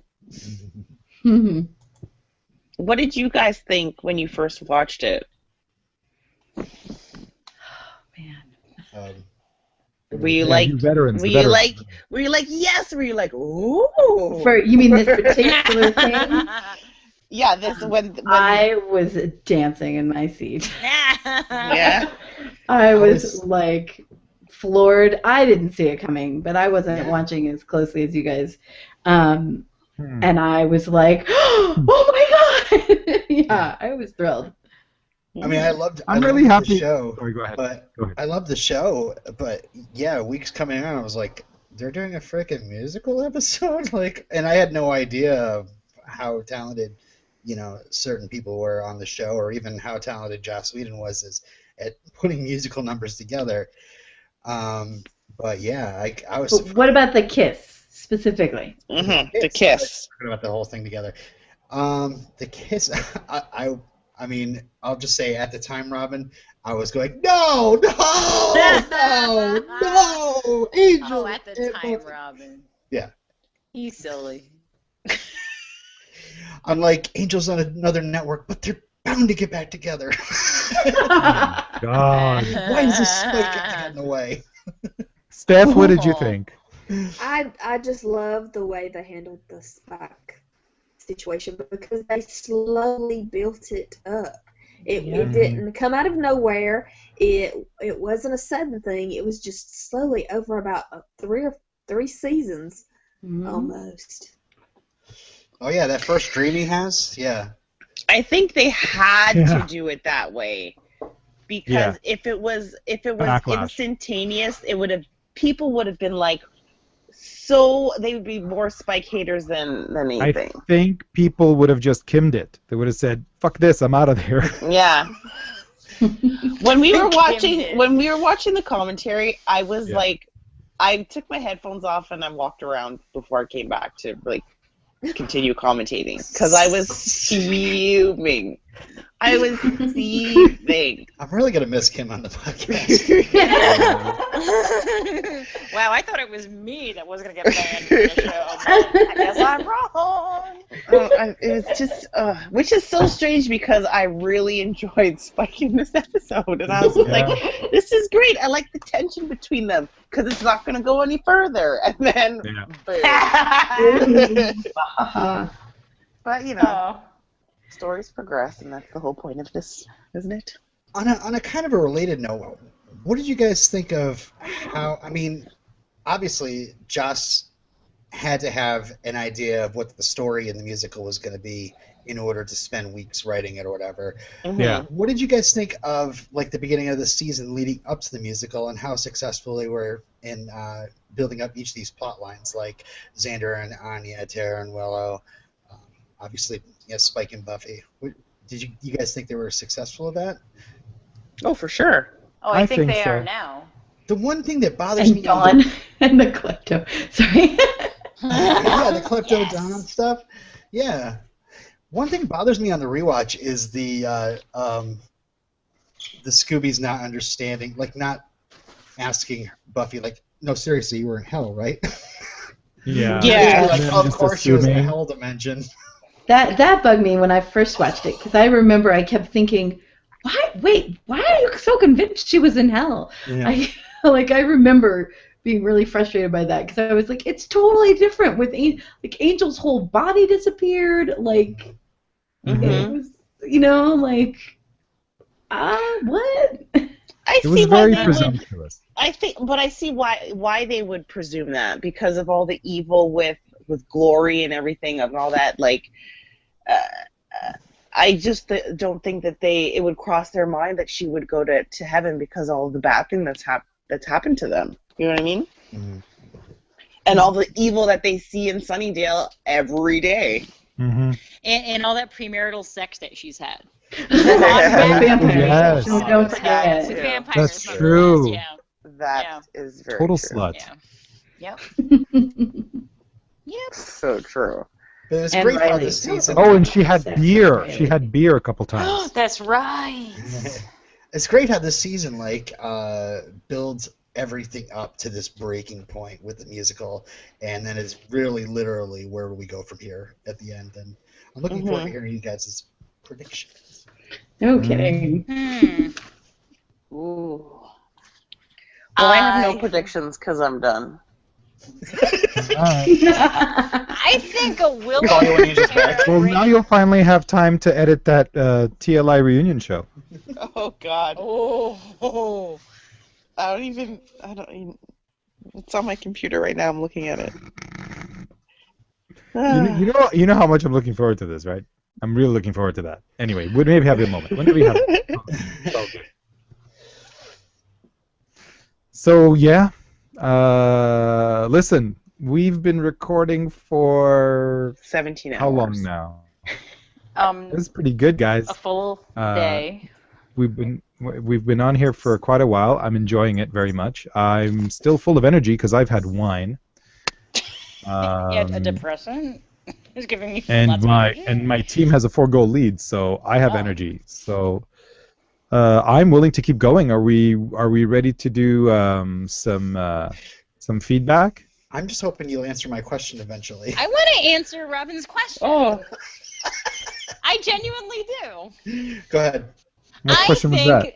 He said, what are our predictions? I think that Oh, our predictions! Oh, I thought we were going to do that later when we talked about what's on for next time. I mean, like, for the But rest he of asked the... us now. Go ahead. Sorry. I want to say that I think a Willow and Tara breakup is imminent. Most definitely. Imminent. And I think it will still result in Tara's death. Somehow. That might be nice. Some way. Well, they Some foreshadowed it in the song because the both of them are like, I can't stay. So Giles is leaving and Tara's leaving. Giles is leaving, go back to wherever, going back to England, Watchers Council action. I think he's going to Boca. He's going to Boca. Boca Raton with his friend, his lady friend. My prediction is, especially with the title of the next episode, which is Tabula Rasa, I think we're going to get a clean slate, and I think we're going to have an episode where nothing is as it was. I think people are going to start being in different relationships with each other, have different rapports, have different problems with each other. I think that Willow will be so traumatized with the realization of what she actually pulled Buffy out of that she is going to not go near her, going to move out. Tara is going to go back to her apartment. Willow and her are going to be out of sorts. Dawn and Buffy will find new connection and be fine. We're going to have a situation where Giles is going to leave again, as Xander and Anya, I think, are going to be the most solid thing on this show, and I think Buffy and Spike are totally going to move in together. Into the crypt? I think the house has a basement he could probably remodel to his own liking. Well, there's So, probably yeah. tunnels that lead right to the basement, right? Yeah, most likely. All those mole man tunnels underneath Sunnydale. I just hope that in the very first scene of the next episode, they're going to push away from each other and be like, ugh, what the hell was that? Nope, not happening. Nope, not gonna happen. They'll Nope. be like Well, married. something We that- were under the spell. I will bet you $1 Canadian Tire dollar.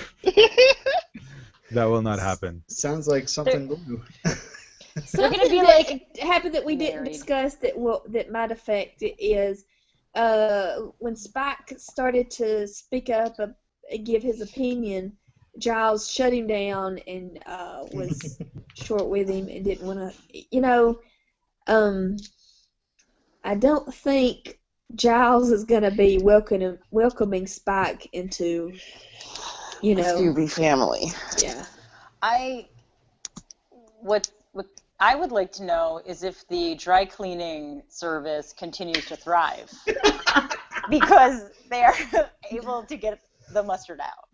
Yeah, it's amazing. I hope that small business owner does well.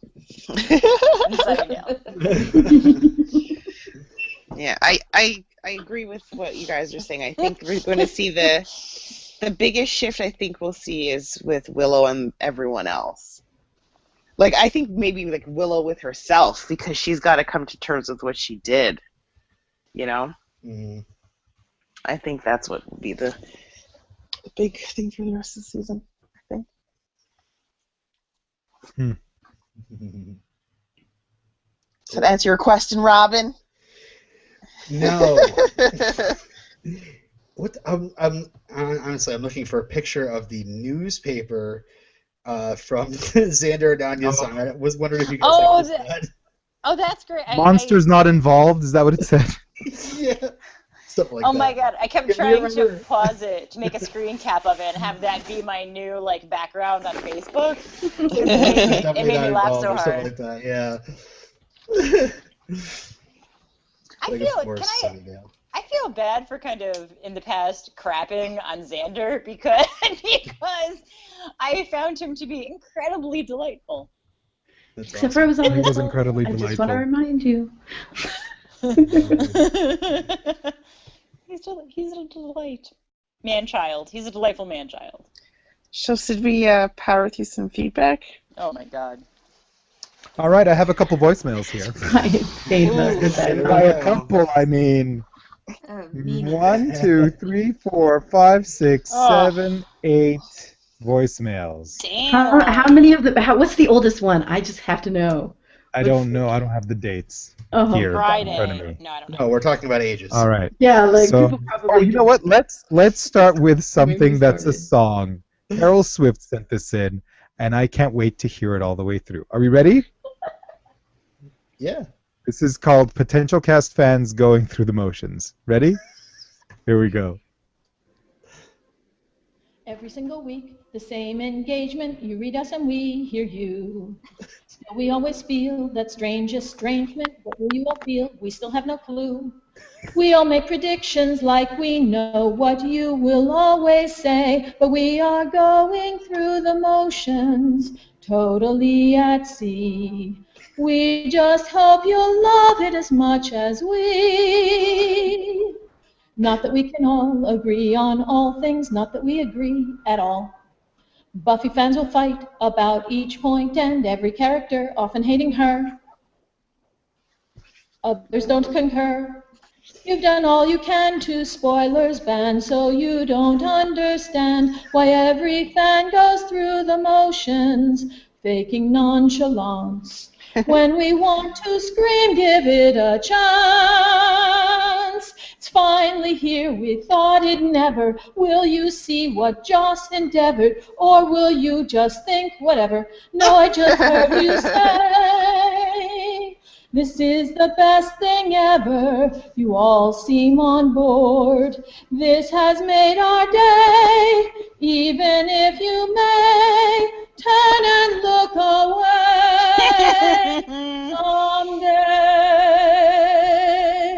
someday. Are you serious? Oh my god, that was amazing. Wow. Slow Please clap. tell me every piece of feedback's like that. All right, the next piece of Fantastic. feedback, we have 2 pieces from Vincent E.L. Yes. One of them is music, then the other one is a comment, so I'll play the music first. And then we'll play the comment. Music. It's on its way.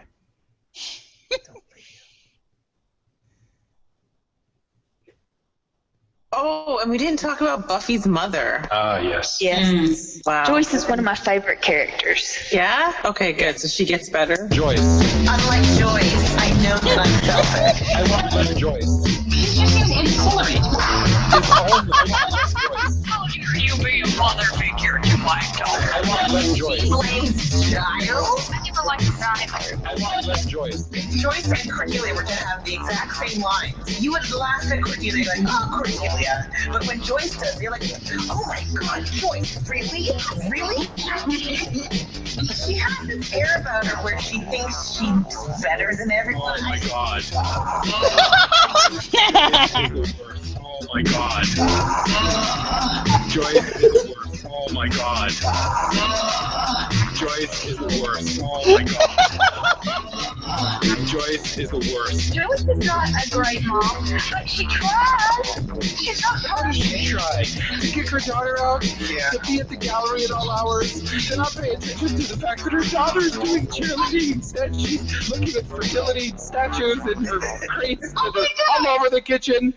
Joyce, she's a terrible mother. I want less Joyce. For your daughter. I want less Joyce. Clueless Joyce was better than informed Joyce. I want. She just has this air of arrogance about her that I cannot stand. Joyce is the worst mother ever. I'm always pissed off with Joyce. So Giles is too good for her. Joyce is the worst mother ever. I'm always pissed off with Joyce. So Giles is too good for her. She's being the worst mother ever. Joyce. Why is she proving me right? Oh my god. She's being the worst mother ever. The worst. I want less Joyce. Why is she proving me right? Oh my god. Joyce. I want less Joyce. I want less Joyce. Maybe when you hate and then love dies. So hopefully I'll turn around on Joyce very soon. Ratings? 6.5 bad mothers out of 10. It's too soon. It's too soon.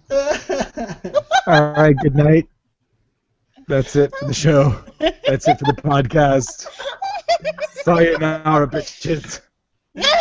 There's no point in going on.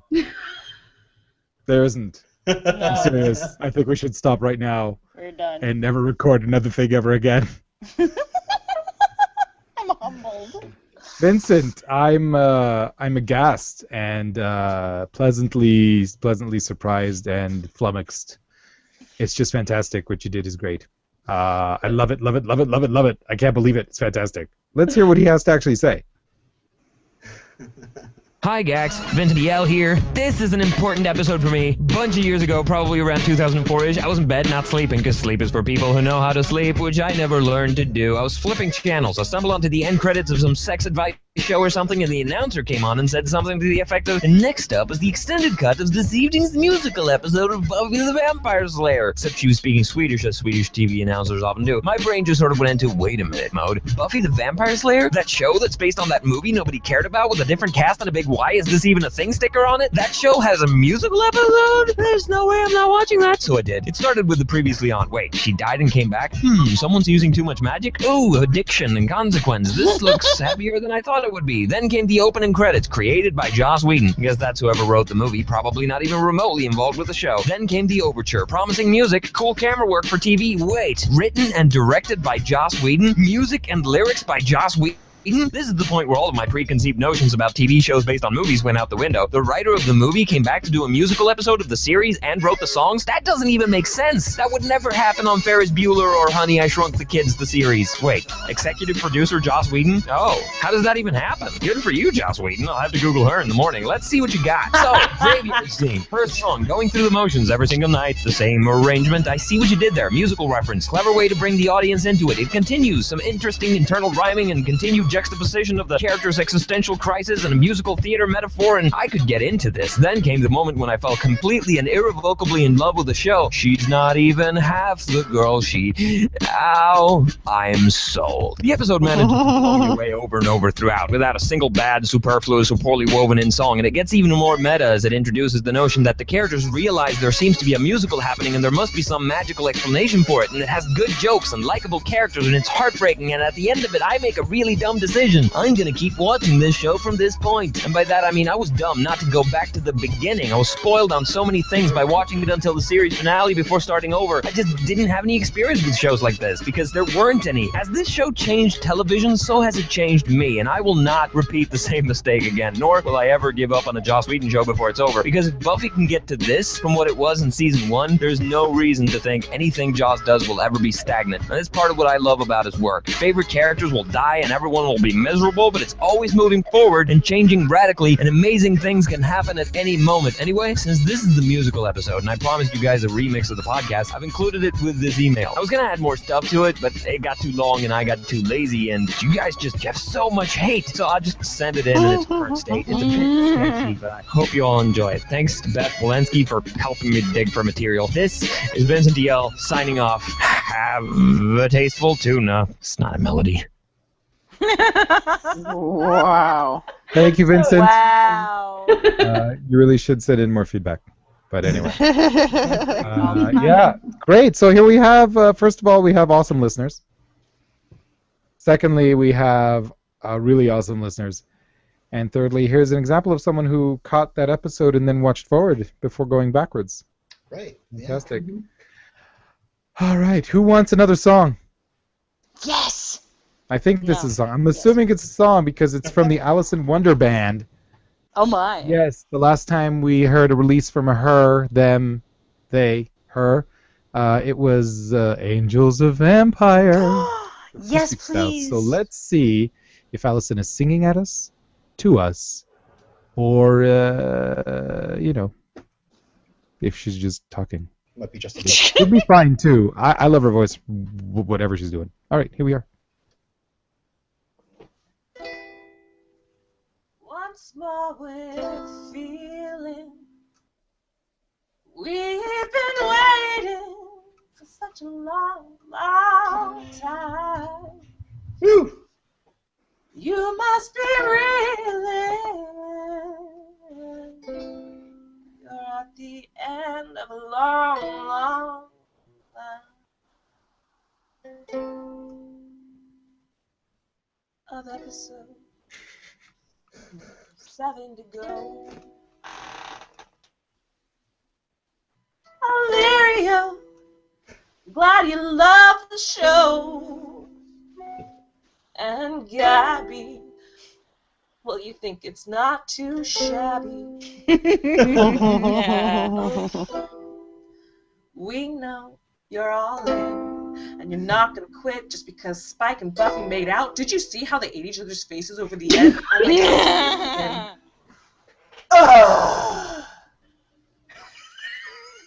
Stephanie, where would we be without you?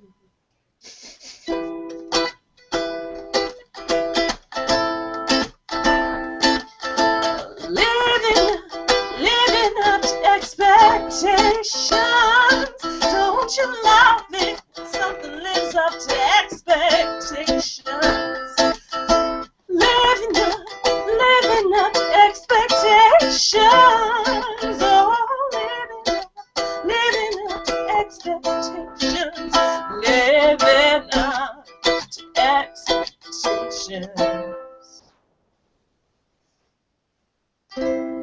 I noticed something for the first time. Can you believe that? I've seen this thing a million times.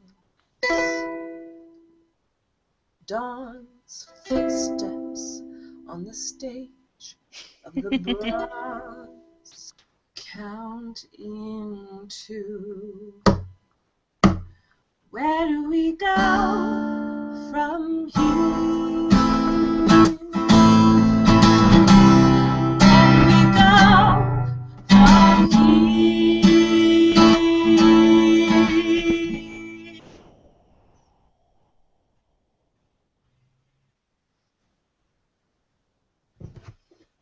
Was that it? Bonus track. Amazing. So love expressed for a certain song, and there is a joke in it that you can't really hear because that's part of the joke. But when you buy the album, which I did, you can hear it, and so I'm going to play it for you so that it will all be made clear. And also, it's just fun to cover Once More with Feeling songs. Believe me, I can play every single one because I have a script book that has all the sheet music, because that is what kind of nerd I am. The best kind.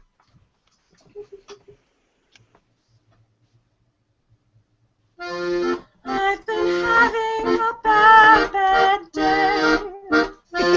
Come on, won't you put that away?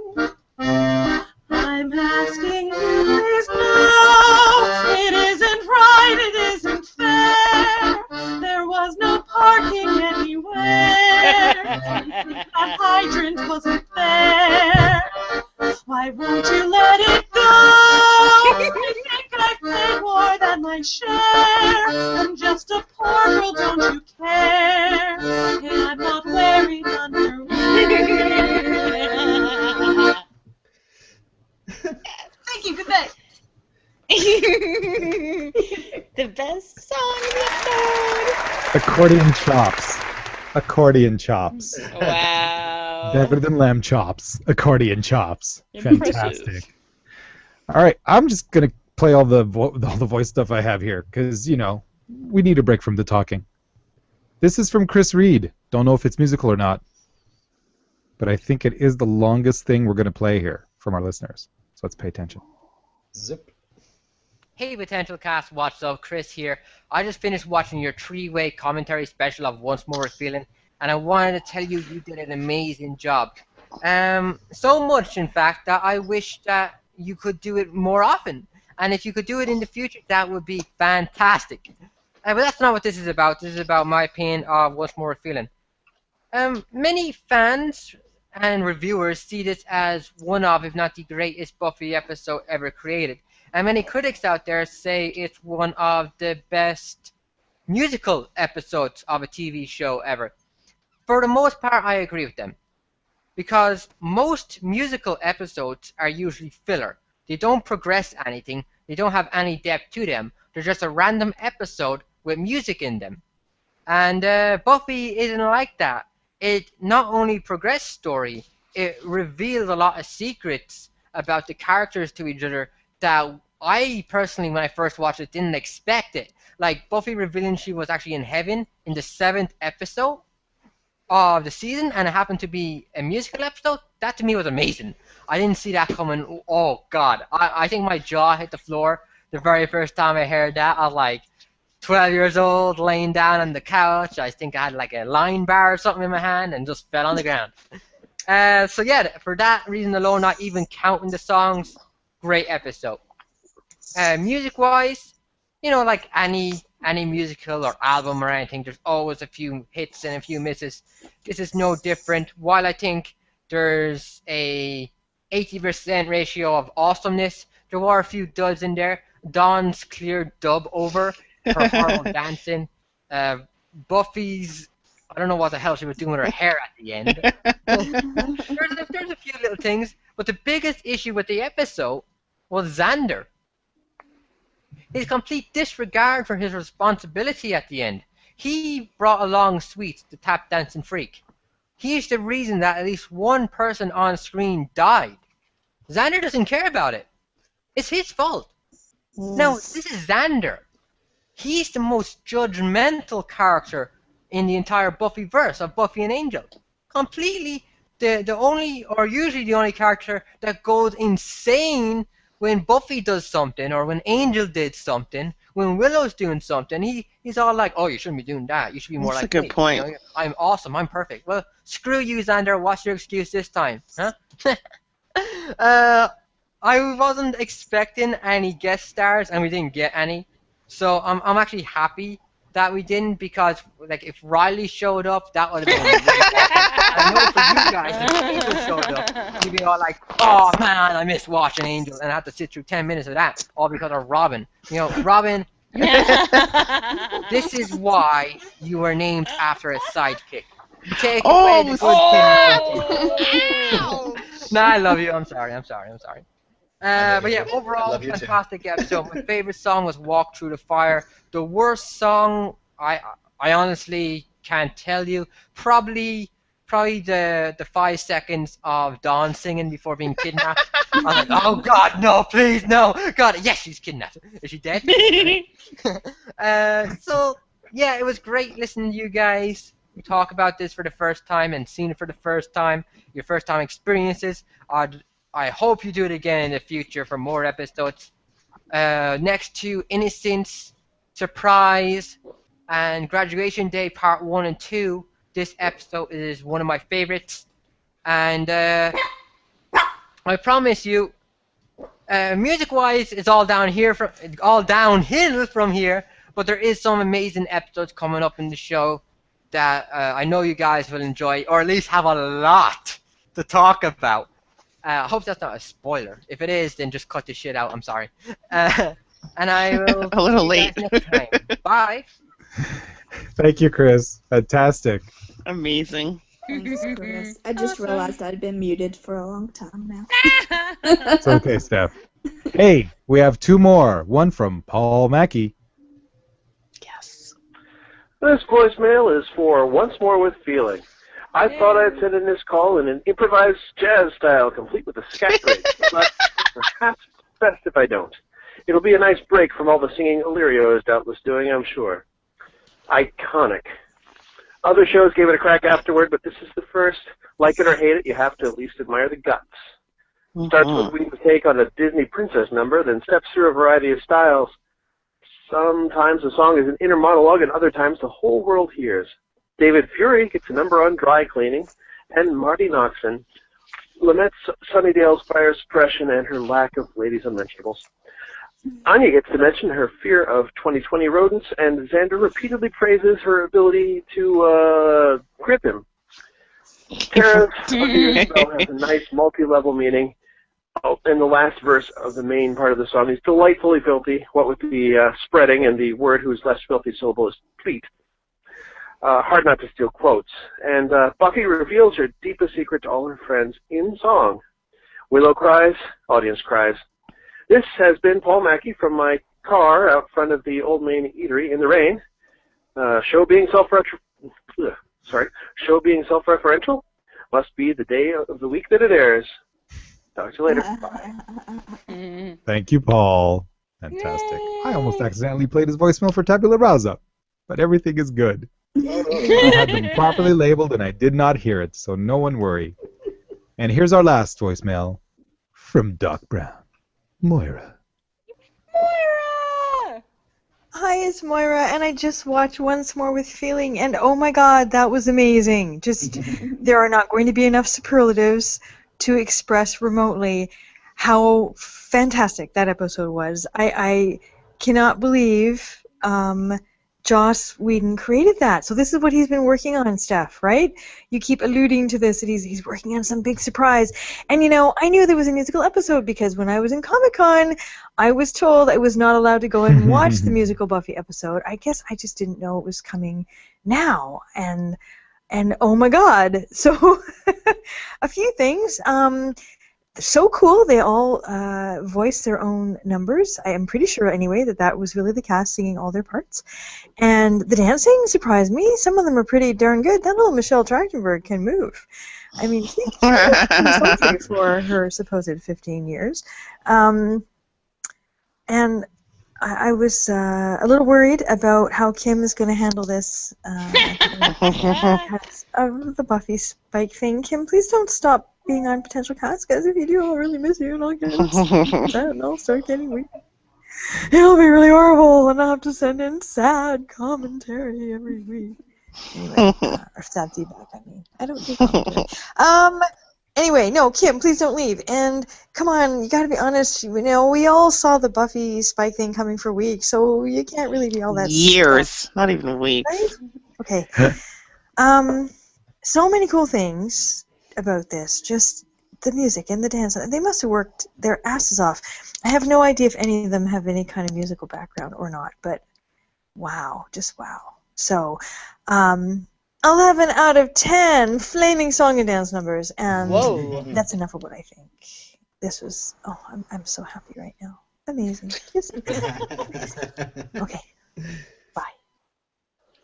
Fantastic. I miss you. Yeah, Moira. Great.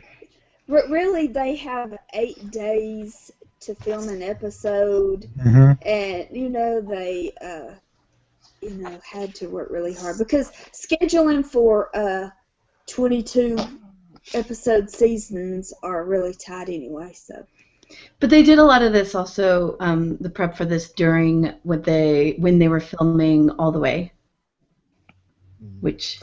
Oh, so that was like a Dawn heavy episode, so everybody else was free to prepare for this. Oh, right. Interesting. And it's interesting if you watch some of the documentaries, and there's a bunch of different things, but they talk also about how much even the crew was so into making sure everything was perfect. Like there was like a boom mic guy who was like, like, no, we have to redo it. This has to be better. Like everyone was so intense and excited about what they were doing. It was pretty cool. That's awesome. And rightfully so. Hey. How's everybody holding up? I'm here. Yeah? We good? Kim, are you good? Yeah, I'm alright. All right. I'm going to read one email, and then I have to go upstairs and make sure my mom's still alive. She's watching the kids. Oh, shit. And I'm going to get some wine, and then we could make a decision later because it's been a couple hours. However, I have to read this email. It's from Shelley. Shelley! Long lost Shelley. Hi, Gaxon, very lucky guest. Shelley! That's you guys. This is your long lost friend, Shelley. Obviously, love this story-driven, clever, and absolutely wonderful episode, but I'll let others go into details.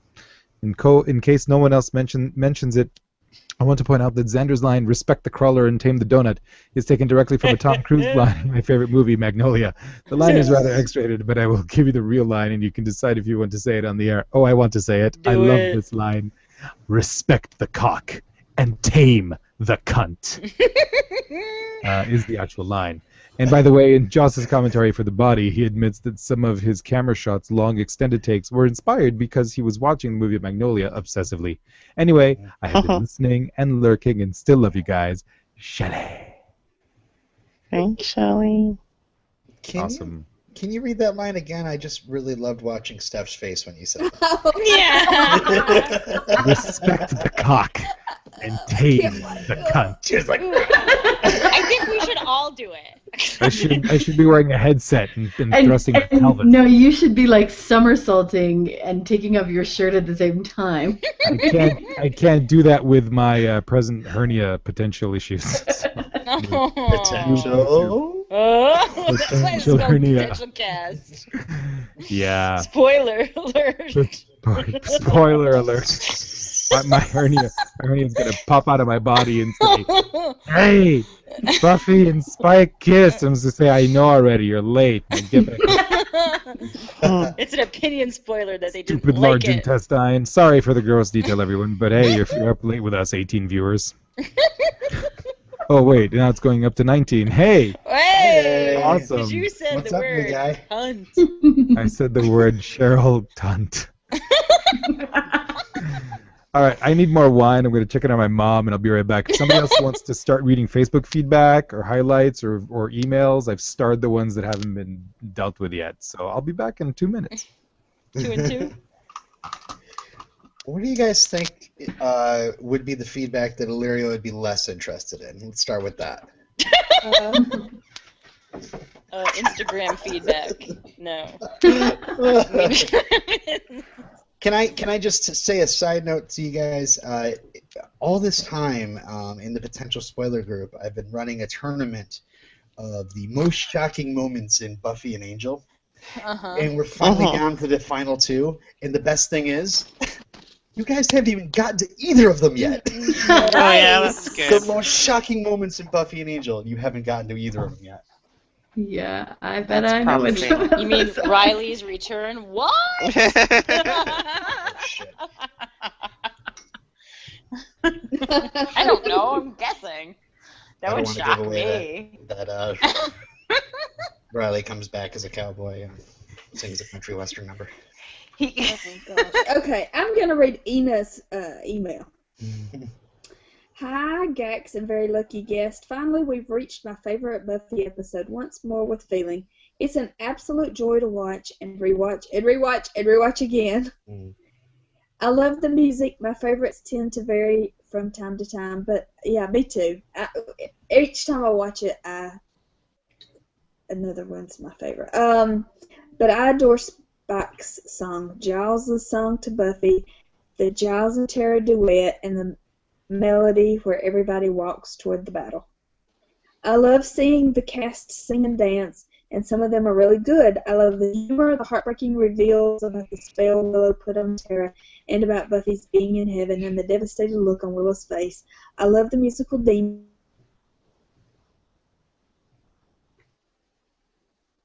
Hot. Mostly, I love how everything in this episode ties into the stuff we've been dealing with so far this season, and that everyone sings about their feelings and lets their issues come out into the open. Xander summoning the demon was a bit weak, but it's the only nitpick I have. I have the soundtrack on my iPod, and I listen to it quite frequently. I'm so glad you guys got to experience this amazing episode, and I'm hoping for some singing and dancing on the podcast live show. LOL, lots of love from Ina. Ina! Little do you guys know, but Gabby and Kim have been synchronized dancing this entire time. Oh, no one wants to see that. I'm very much like Buffy. I mean, like Elaine from Seinfeld. And Artie is your dance coach, so every time he's barked, he's been like, no, wrong foot. He's been napping for the last 3 hours, so I don't know what you're talking about. There he goes. There he is. What's that? Who said my name? No, he's watching Frozen in the other room. It's cool. Don't worry about it. He's a fanboy.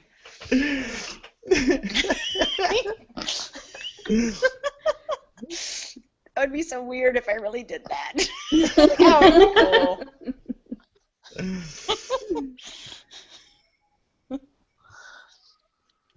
cool. Oh, there's more feedback. There is. There's a lot of feedback. There's going to be a lot of feedback for this one. I think we need just a feedback show. Feedback! That's an idea. Well, not a bad idea. Should we jump up to I gotta get up at Facebook? Or do we have more? Yeah, there's only 53 messages in there, so. Only. Oh. Oh, yeah, we have more email too, though. We have in here. So who do we got? I suggest we do a feedback episode because I'm fading fast. Aww. You know, well, I gotta be up at 4, so satisfy Lynn. Oh, dang. That's I gotta get up at 4 every day. So would you say that right now you're going through the motions, Kimberly? Right, yeah. It's past that though.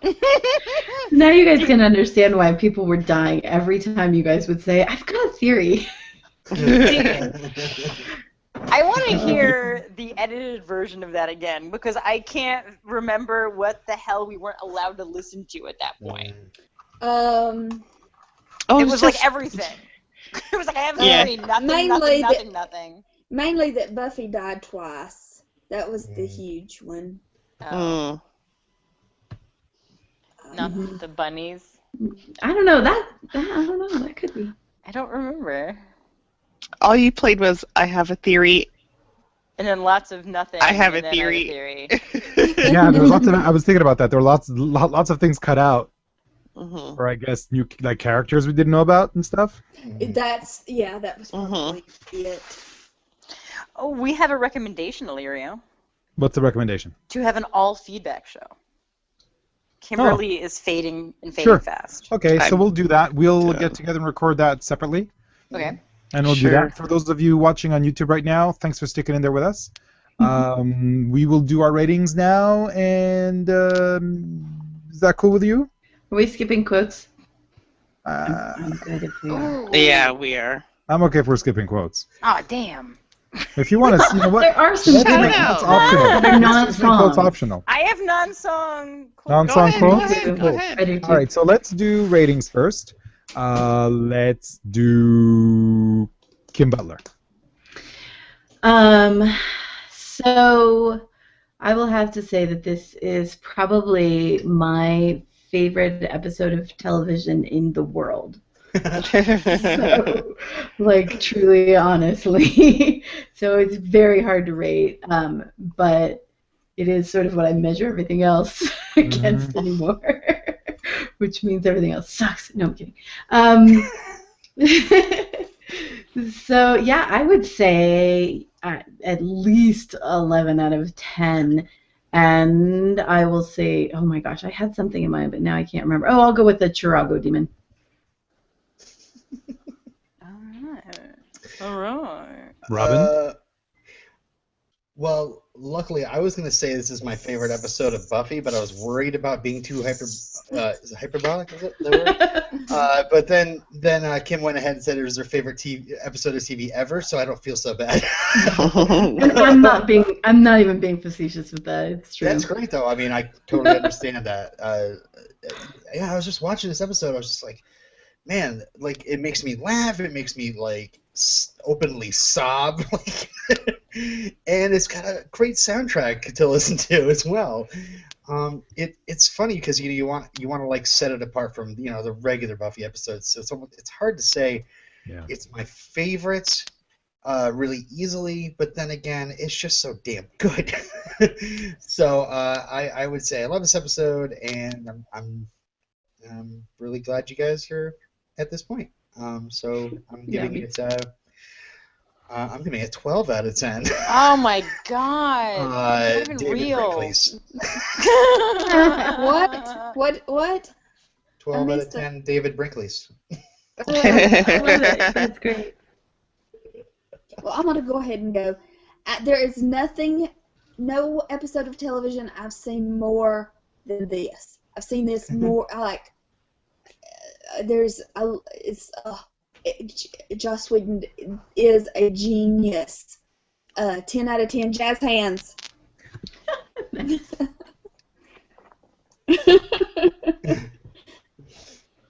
Kimberly? I love this episode so much. I can't even begin to tell you my rating system because it was so good. I knew I was going to love it because, anything musical. So I started at a 10. And after every scene, I was like, oh my god, this is going to be 11. Oh my god, this is going to be like 20 out of 10. It's going to be so good. And then the last scene happened. And I got knocked back down to reality. So I'm going to give this episode, I'm going to give this musical episode 9.999999999 out of 10 because of that last kiss. That's a strange rating system. Wow.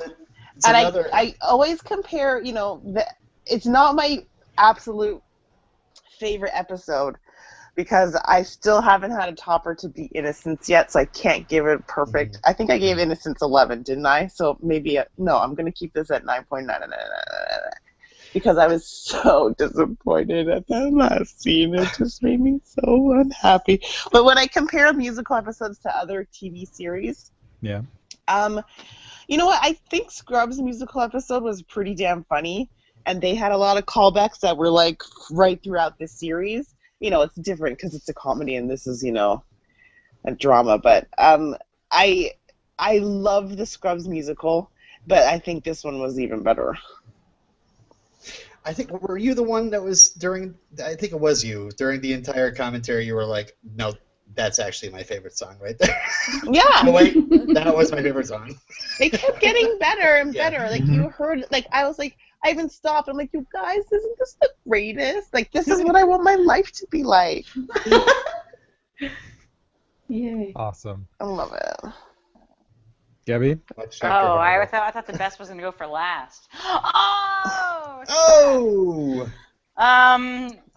Okay. So for the 9,000th time, I'm not a fan of musicals. I do not think that this is the best episode of television ever. Was I entertained? Yes. But I feared the rewatch. I feared it because I didn't want to deal with it, and I didn't want to hear some of these songs again. Like that Spike, I didn't want to hear him sing. I really didn't. And I didn't want to hear the demon sing about being a creeper. I just didn't want to do it. And it was very difficult for me this afternoon to get through without fast forwarding through certain songs, but I really, really, really wanted to focus and listen to the words. And what I like about this episode is that it progresses the story. It's obvious that that's what the function of this is. I also like the fact that they acknowledge the fact that something messed up was going on, and they were all, you know, magically being forced to sing and dance and whatnot. So the fact that they acknowledge it and it's not just ridiculousness like Glee and stuff like that, I can get on board with. So I don't know. I don't want to be a complete downer about this, but I am being realistic, and I am sticking to my hater ways, and I am going to give this 7 out of 10 awkward pats on the shoulder. Wow. Yeah. Well, thank you for your honesty, Gabby. Well, you're very welcome, and I believe I backed up my opinions that I had. You did, girl. Yeah. Thank you. You go, girl. Thank you. Just asking for credit where credit is due, just saying. I went to Toronto once and saw Mamma Mia live, and I thoroughly enjoyed that because I'm a fan of ABBA. I like the musicals. I really enjoyed what they did, and they had a live band in the pit. It was great. Nice. And I love West Side Story. I can't stand Grease. Grease is a pile of shit. I love The Sound of Music. Yeah. Phantom of the Paradise is one of my favorite films of all time. And I have to say that this particular episode of Buffy was just above and beyond anything that I expected. I expected it to be pretty awesome, and it was better than that. I loved almost every single bit of it. And I loved how they turned something which potentially would have turned me off from it, Dawn singing, into, nope, she's not singing, she's kidnapped. She pulled a Scully. Who knew? And, the wooden bad guys, I didn't like, I forget his name. Sweet. Pardon? Sweet very much as a bad guy. I didn't like the way they did his face. If he was much more lanky and thin and much more like of a Slender Man type figure, I would have liked it a bit better, I think. Like Lorne? Pardon? Like Lorne? Yes, like Lorne. Oh my God, they would have been awesome if he was in this. Yeah. Sorry. It's a musical episode of Angel. And the dancing, although cringeworthy at times, I knew exactly what they were going for, and I really felt some kidship there.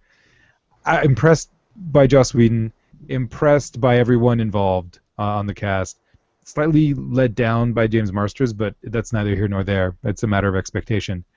I thought this was fantastic. I could not have anticipated something better. I'm giving this 10 out of 10.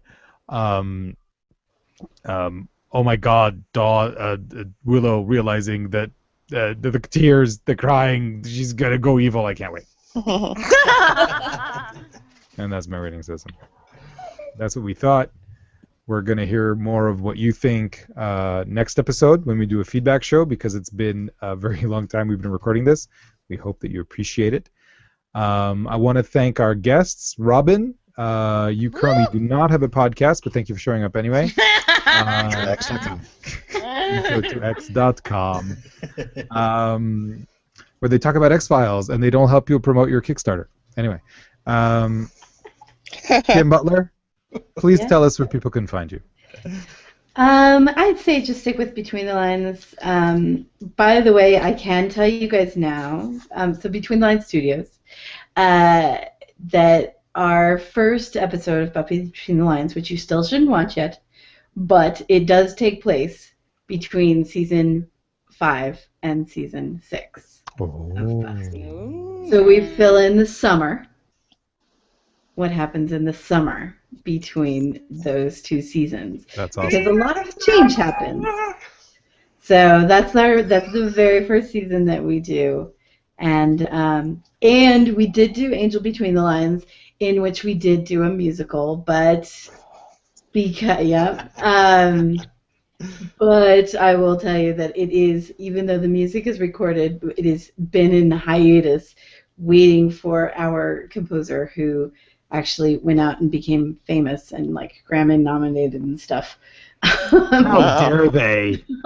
So he went off and became really popular and amazing, and so he lost out of free time to do things for free for us. Yeah. So one day we will put that out. But yeah, that was the other thing we really wanted to make sure that we did, was have a musical for Angel. Anyway. Because our Angel actually could sing. And I guessed it on one episode of that. I played Hawkins, a made-up character. Oh, right. Yeah, awesome.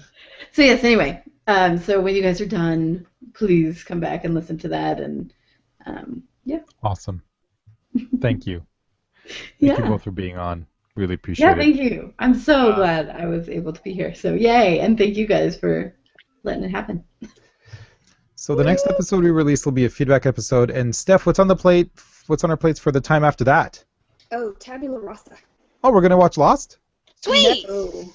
I missed that show. Season 1, episode 4. Don't tell me what I can't sing. All right. Hey, I'll be on that one too. Hey, YouTube, I'm going to stop the broadcast now so I can violate some copyright and play it for the people on the call here. Bye, everyone. You call me copyright. Bye. Bye. Okay, namaste, y'all. Good night. Good. That's what he. Okay. Bye, guys. I'm out. Oh, you're.